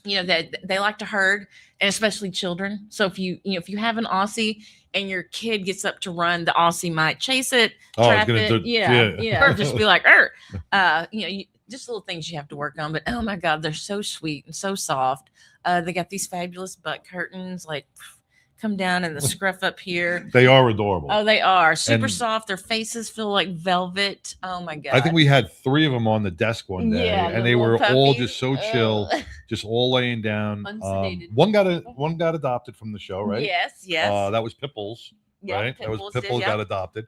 But they are amazing. They are amazing animals. They are very chill, and they will make any family happy to be a part of. And I raised them pretty chill. I mean, I tried to, like I said, when they're puppies, you take very good care of them. I put on, I'll sleep to like a thunderstorm video, or, during the day I might put on a fireworks video, and, I get them trained on chewing on 2-liter bottles because they're plentiful and recyclable, and it's just really easy. So I'll practice dropping them to get them used to sounds and all this sort. And they're out. They hear all sorts of stuff at the farm, and then we practice sleeping to where when I feel them, I practice sleeping. Yeah, I practice. I'm pretty good at it. You practice all day long. All day long. I make sure that I'm aware of when they're moving. Yeah, sleeping's good.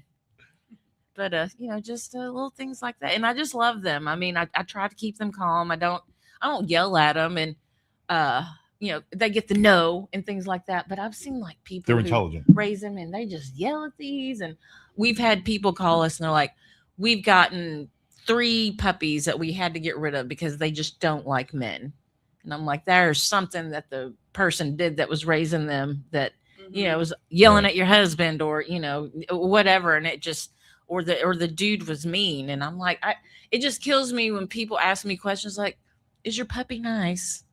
Does your puppy? I'm like, your kid nice? It's a puppy. An asshole yet? Of course it's nice. It's all on how you raise. Correct. It's all on how you raise the dog or the animal. I mean, you saw Khaleesi last night, and I was always I was always a little afraid of to own a pit bull. And pussy. Wow. No more brownies for you. Where did that come from? I know. Where did that come from all of a sudden? Well, Khaleesi's just a big butterball. Yeah, well, it's big. Just babies. Because we got her as a baby. We got her as a Yep. baby, and we raised her right, and she's not aggressive. So when the stereotype of pit bulls that are always aggressive and stuff like that, it's how you raise the dog is how it's going to act in the house. Correct. Because I've seen some asshole chihuahuas, and I'm they're like scared of that than anything. Holy moly! You're scared of a chihuahua? Yeah, my ankles Pussy. are valuable. See, that's the one thing that I will say. I never raised a hand at a Lily. There's ways to correct them and scold them without raising your hand and hitting them. I get the belt.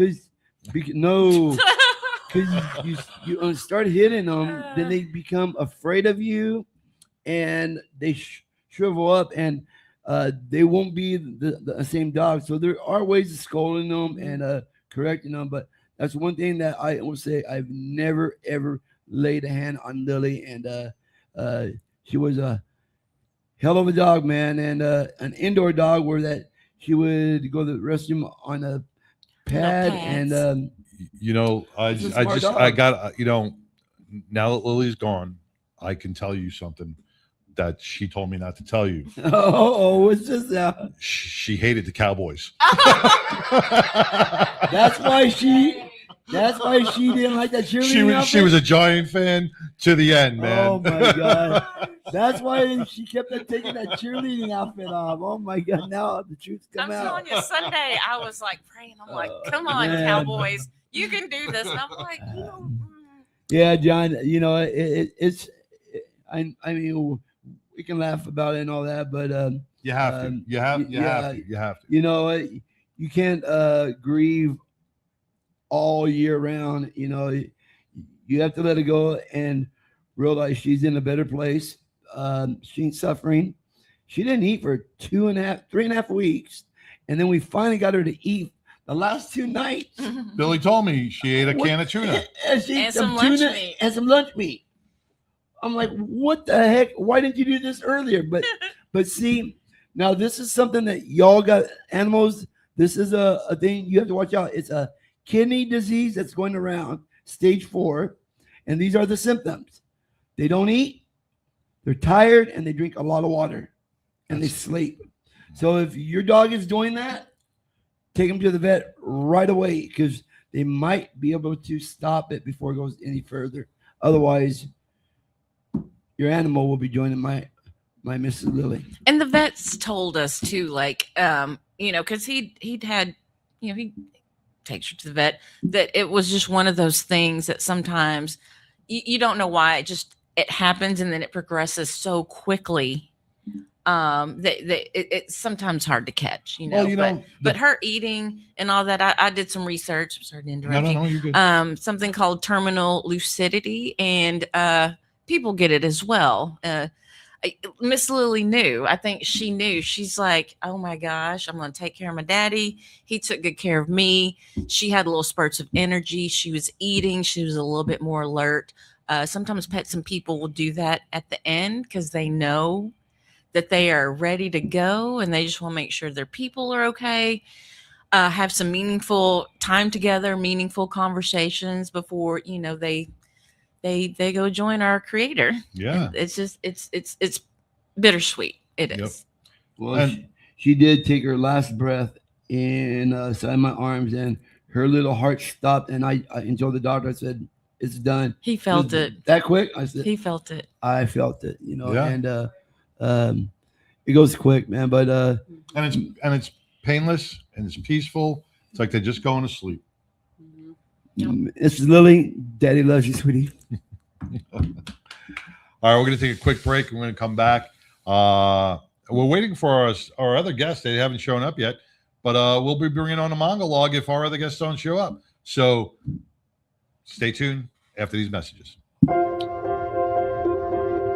What we believe in at Glenn Larson Law is doing one thing and doing it really well. When I meet people, I always tell them we're going to uncover every single rock possible.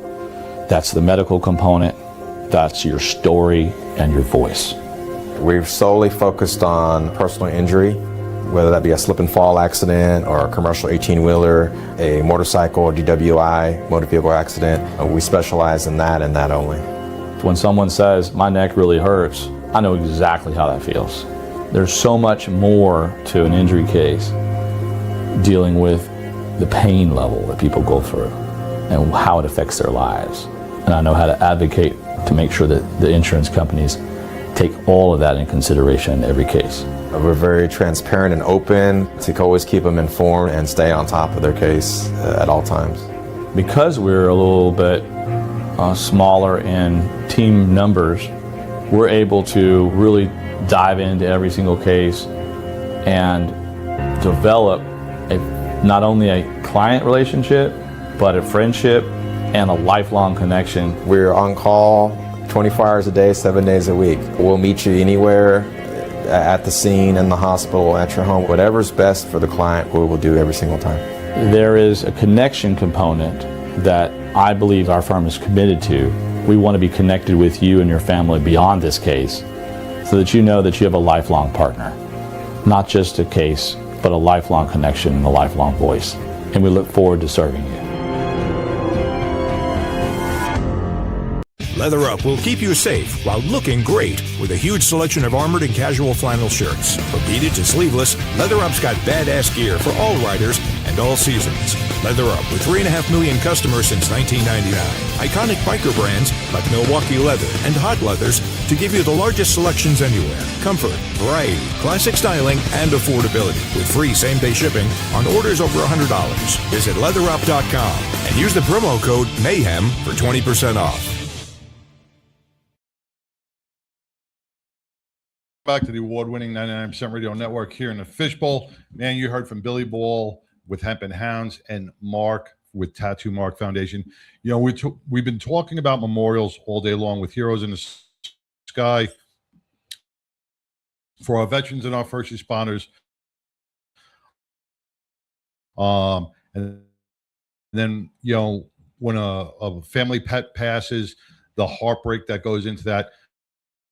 special memorial that you can keep your loved one, your family member, or your pet with you on all your motorcycle rides. I want to welcome CJ and Brad. Welcome. Hi, thank you. Hey, how you doing? Hi, John. How's things going?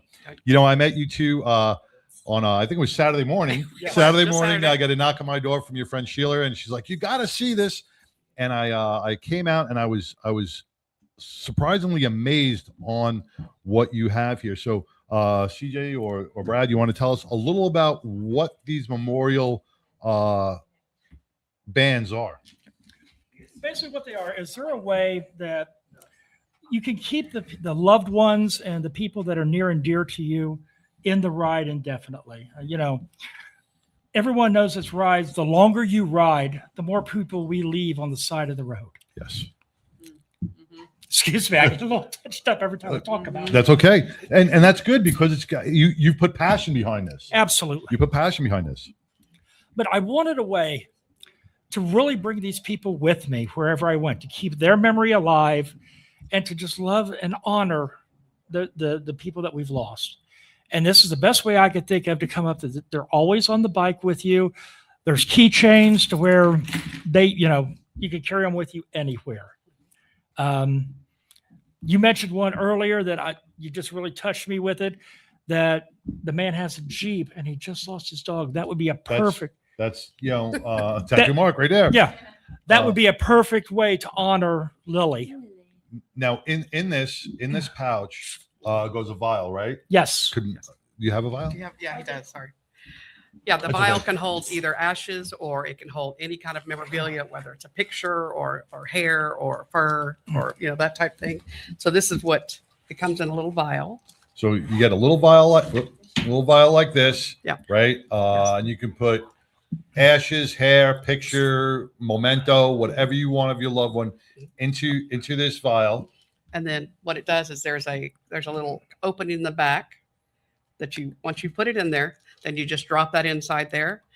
There's a little seal for it, just to make sure that it stays sealed.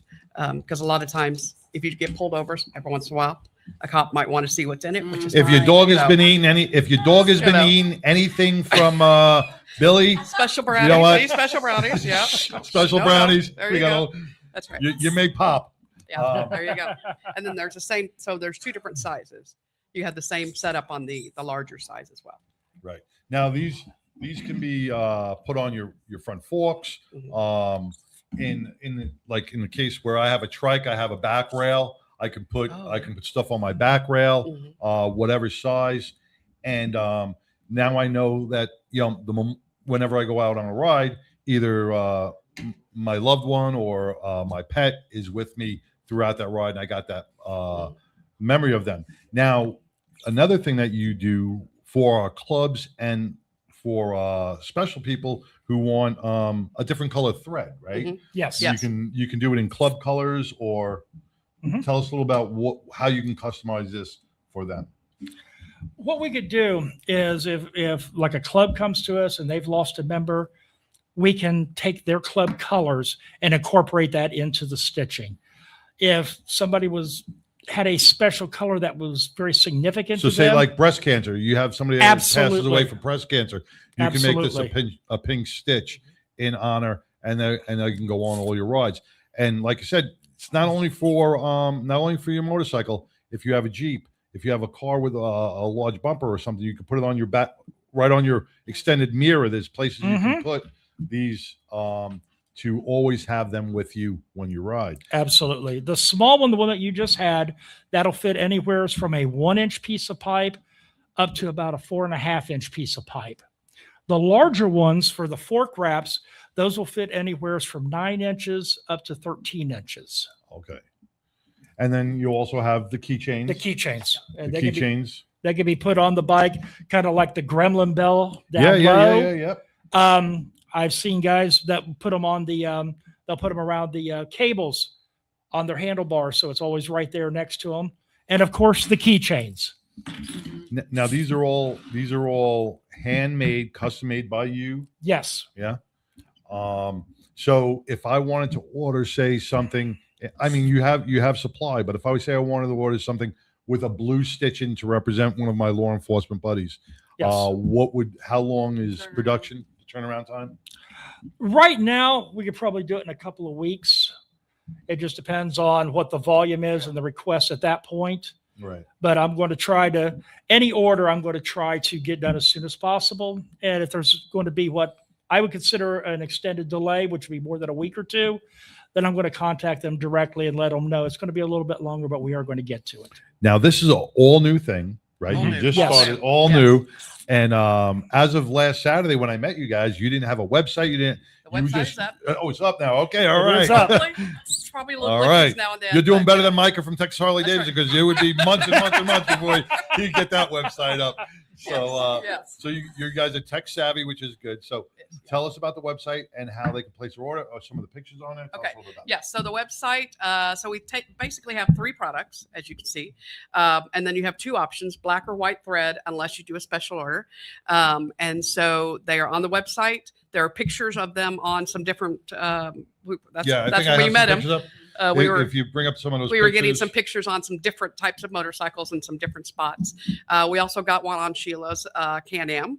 Mhm. There's a couple of spots on that for her, so it's not just a regular, Or a Harley, or it's it could be any it bike. can be any kind of you can even do it on a regular bike, I Yeah, guess, if you yeah. wanted to. We'll put them on a Vespa if we need to. That's right. I do have to say, the first people we gave these to were my 3 kids, and 2 of my 2 boys are big motorcycle enthusiasts, and one of them, my middle son, LJ, he evidently said to Brad after we gave this to them, because he was the first ones to Sorry, get LJ, it. right? LJ, I call him LJ for Little John. I That's what just it stands wanted to. I was just thinking it was like LJ, CJ, and then you called him Brad. I'm like, is it BJ? I'm just wondering if it was going down that line. That's why we call him Brad, because we had LJ, CJ, and Brad. Gotta have Brad. Yeah. No. We'll stick with Brad. Thank you. But he told Brad, what did he tell you? He said, I didn't know I needed this until I got it. because he never got to ride with his dad when he was alive, my late husband. So he never got to ride with him then. So now he gets to take him on all of his trips, and so that's really, and that's the kind of thing. I know. I kind of tear up a little bit, but that's the kind of what we want to do for people. And we didn't see this out there anywhere on a way to do this. So John Laird. Yes, Is that's that your him. friend? He That's goes- him. That's LJ. That's LJ. Yep. Well, it'd be JL. Well, he's Little John because his dad's name was so John. So he's LJL. Yeah. All There you right. go. Yeah. So he writes in our comments, I got mine with my dad's ashes on my Street Glide and deluxe front forks, and I absolutely love it. Thanks, Mom and Brad. Yeah. And that's what makes you happy. That's also fuels the passion to keep making these. Yes. Because this is really. Oh, and Missy Kinney says, I want one for my mom. Yeah, Missy, we will get you the website. Yeah, You the can get website is eternalrideleatherworks.com. eternalrideleatherworks.com, and we'll have that up on our Facebook page, and you can order any one of them that's right. available, and quick turnaround. I know Misty's right here in Texas, so we will get that out. Now, there was one other thing I wanted to touch. Oh man, I forgot. Oh yeah, I forgot what it was. No, it was something about. Oh, they can't engrave in these, but if you wanted to engrave the person's name in here, you can take them to, and because Misty sparked this, you could take it to Wilson's Leather, and they could probably put your loved one's name They can on there emboss as it or well. something. Yeah. They could probably emboss it or Yep, stamp it emboss it right of some now. sort. Yes. So once again, your website is up and running. You're taking orders. Yes, we are. And this is perfect. And we're going to be at your Yes, on the 24th. Actually, that's right. They will be at Texas Harley Davidson on January 24th, and you can place your orders there as well. And just see some of the displays and meet them. Yes. All right. Absolutely. Thank you. Fantastic. And thank you for this, because this really brings something different to the motorcycle community. Instead of hanging stuff off, like you said, the little cowbells, this is something that you can carry your family. Huh? How many brownies did she have? Well, just one. Well, I want to. Feel free. And like you said, it can go in a Jeep, on a car. It could fit pretty much anywhere, or you can just hang it from your rearview mirror and Absolutely. and have them ride along with you. Right? It's good. It's great quality leather. It Thank is. you. and good tight stitching. So and don't snort it, And it's Billy. Don't the one snort other it. thing is it does have a soft backing, so it will not scratch your Yes, metal. it is on your- neoprene foam on the back. There's no metal that will touch any part of the bike. Right. Fantastic. Well, I appreciate you guys being thanks here for and, having and us. Thanks for sharing having this. us. Appreciate it. I really do. And we will see you on the 24th We will. at Texas Harley Davidson, where you can place your order and take a family member on an eternal ride. All right, we're going to be back in a couple of minutes with Mongo Log. So stay tuned, because I'm sure the 2026 season with him is going to be amazing. Right after this. In the halls where kids fear to tread, tattoo mark foundation spreads its bed with teddy bears and hugs so warm, battling illnesses. They're not alone for long. It's all about the kids. It's all about the kids. The Tattoo Mark Foundation brings smiles across Texas. Teddy bears bring smiles to kids in beds. A foundation with heart won't let them be separated. Families gather, friends lend a hand. Together we fight and never stand alone. With every hug, a smile takes flight in the rooms where hope and courage ignite. It's all about the kids. It's all about the kids. The Tattoo Mark Foundation brings smiles across Texas. Teddy bears bring smiles to kids in beds. A foundation with heart won't let them be separated.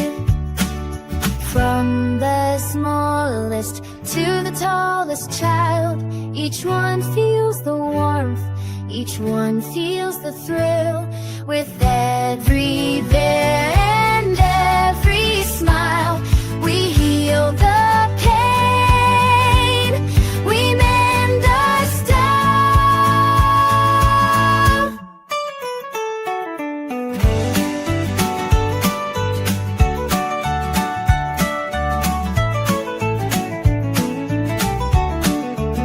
It's all about the kids. It's all about the kids. The Tattoo Mark Foundation brings smiles across Texas. Teddy bear brings smiles to kids in beds. A foundation with heart won't let them be separated. It's all about the kids. It's all about the kids. The Tattoo Mark Foundation brings smiles across Texas. Teddy bears bring smiles to kids in beds. A foundation with heart won't let them be separated.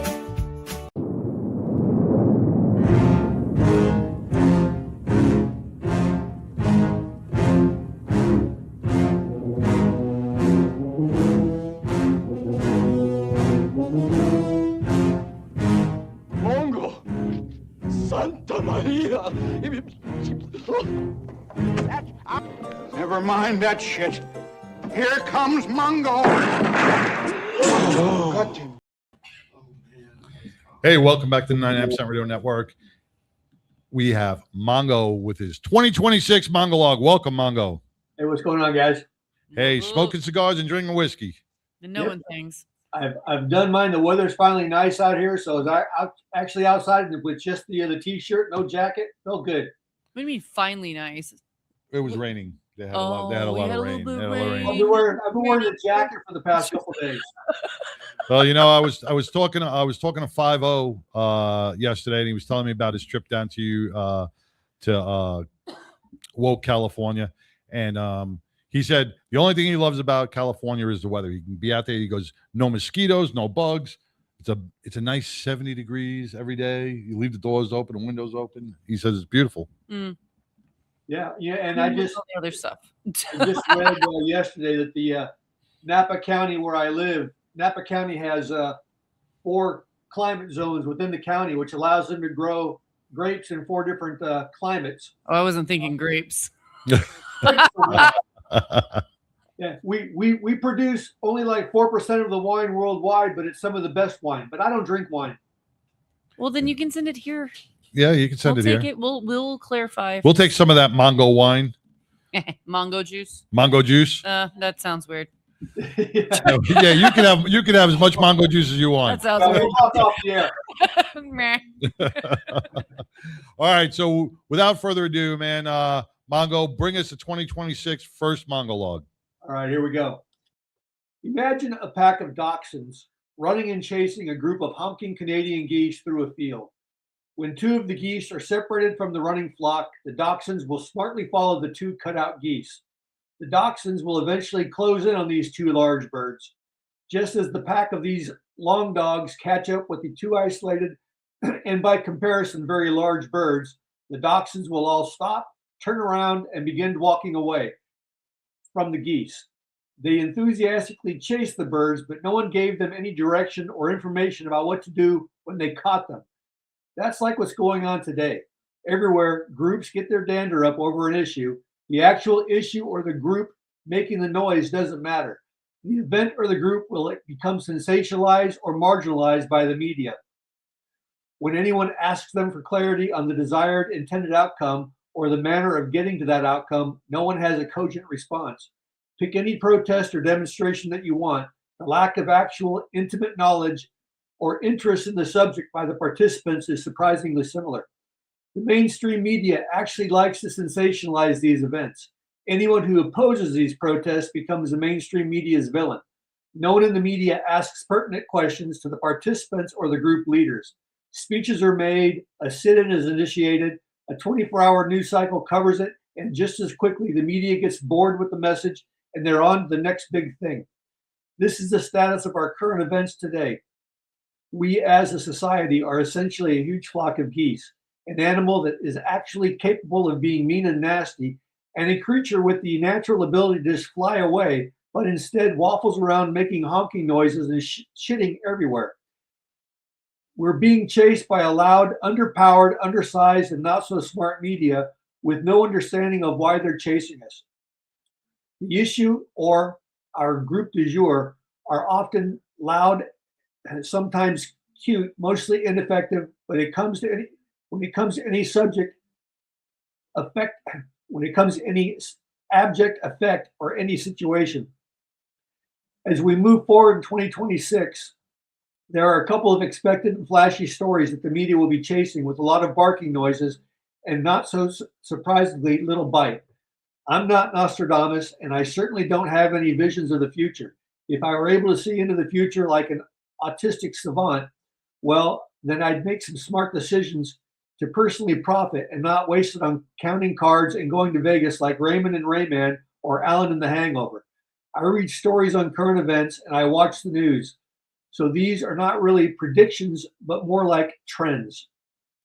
Next week, I'll probably look into the Somali daycare scandal in Minneapolis and how the system across the country is set up to fail.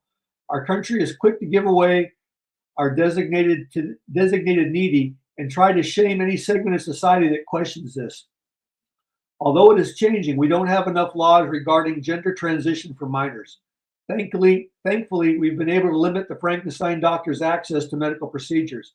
Minors who are suffering from gender dysphoria should without a doubt not be allowed to make medical decisions that can and will permanently mutilate their bodies and psychologically well-being. Just as minors cannot legally drink alcohol until they reach a certain age, the same should apply to medical procedures. Drinking alcohol while underage is an activity that can be stopped and corrected. This reflects society's views on the perceived maturity and permanence of medical interventions compared to temporary choices like drinking alcohol. Minors aren't mature enough to vote, go to titty bars, or purchase alcohol. Somehow, however, a segment of society believes that they are in fact mature enough to change their gender.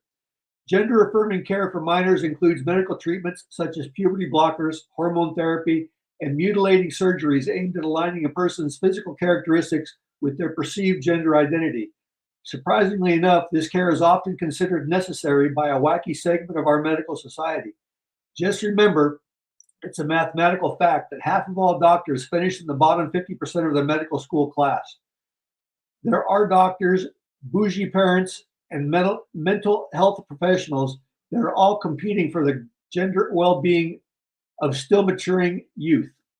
In my humble and conservative opinion, if a minor wants to pretend that they are a different gender, their parents need to be the mature, responsible, and experienced adults in the room.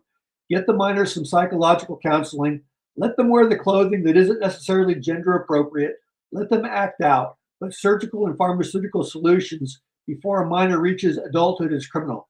Thankfully, we have some new laws regarding gender transition for minors that often restrict access to medical procedures while allowing them to fully consider the decisions and consequences about their questioning of their gender identity.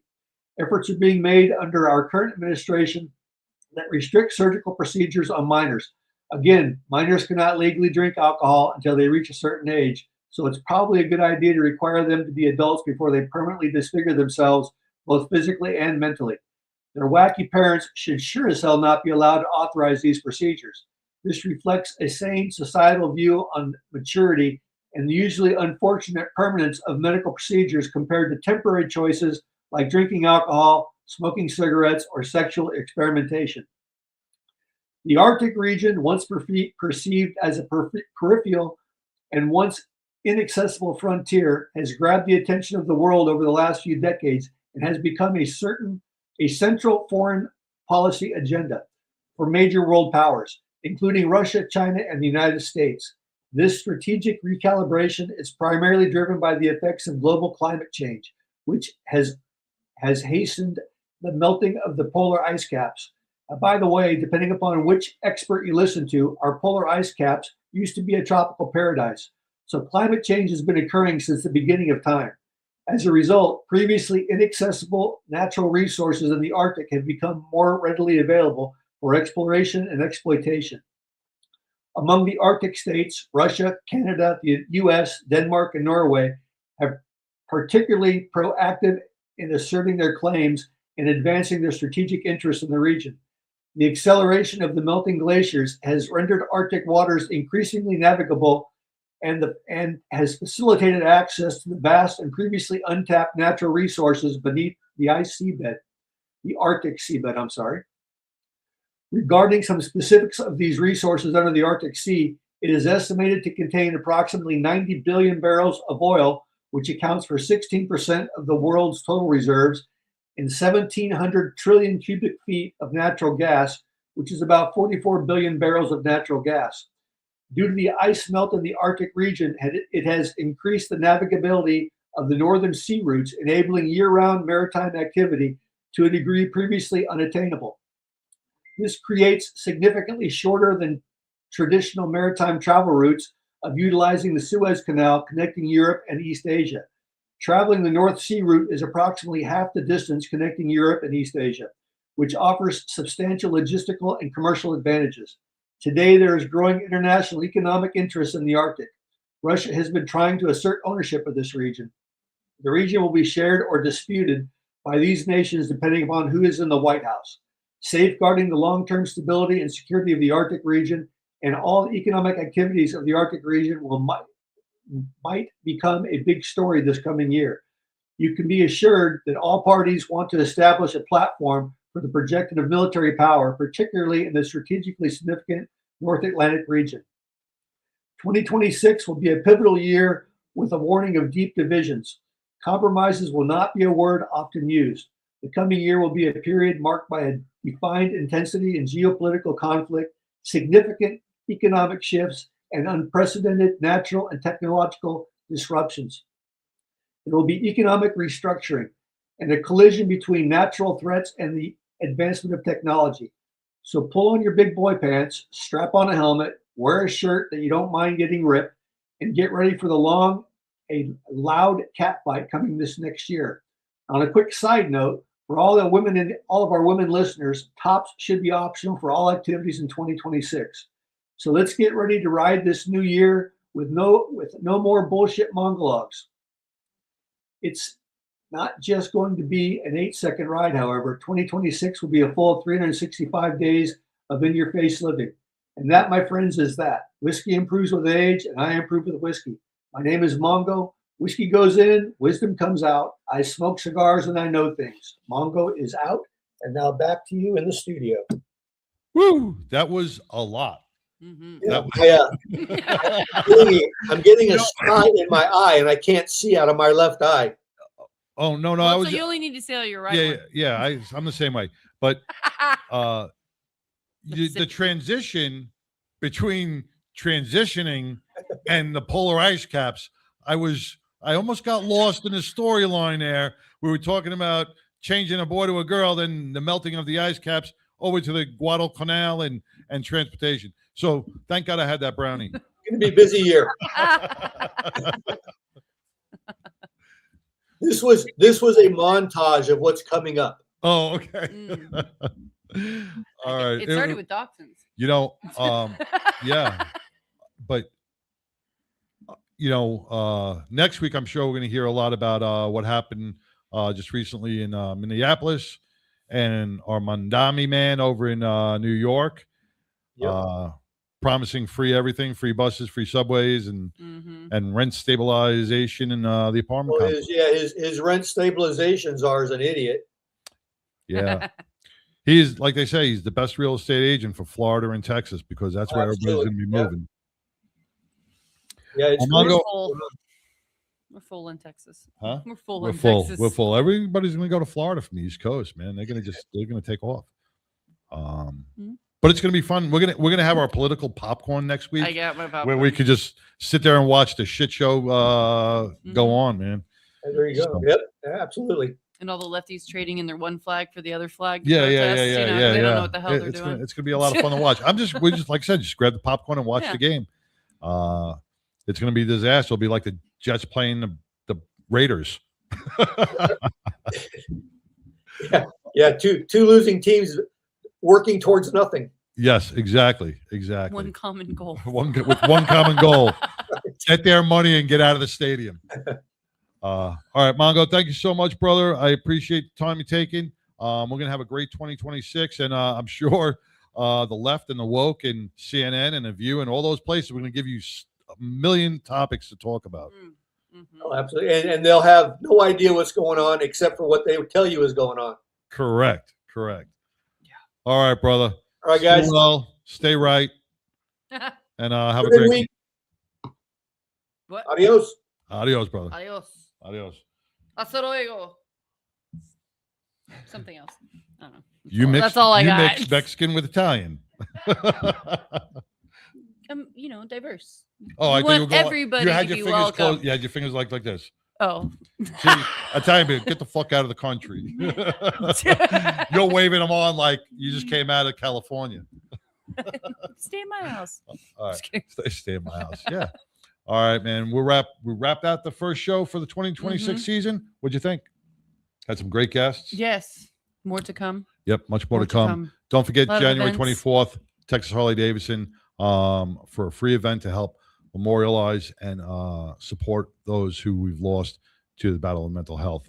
And next week we have Steve Gross from Roll Call. He'll be on talking about their upcoming events as well. Yeah, so we got a lot of good things coming up. Yeah, the Battling Betties are going to be doing stuff at Roll Call, which is, and plus we got Hops and Props. We got so many events coming up that we don't even have time to talk about it right now. But Jam, all the things. All the things.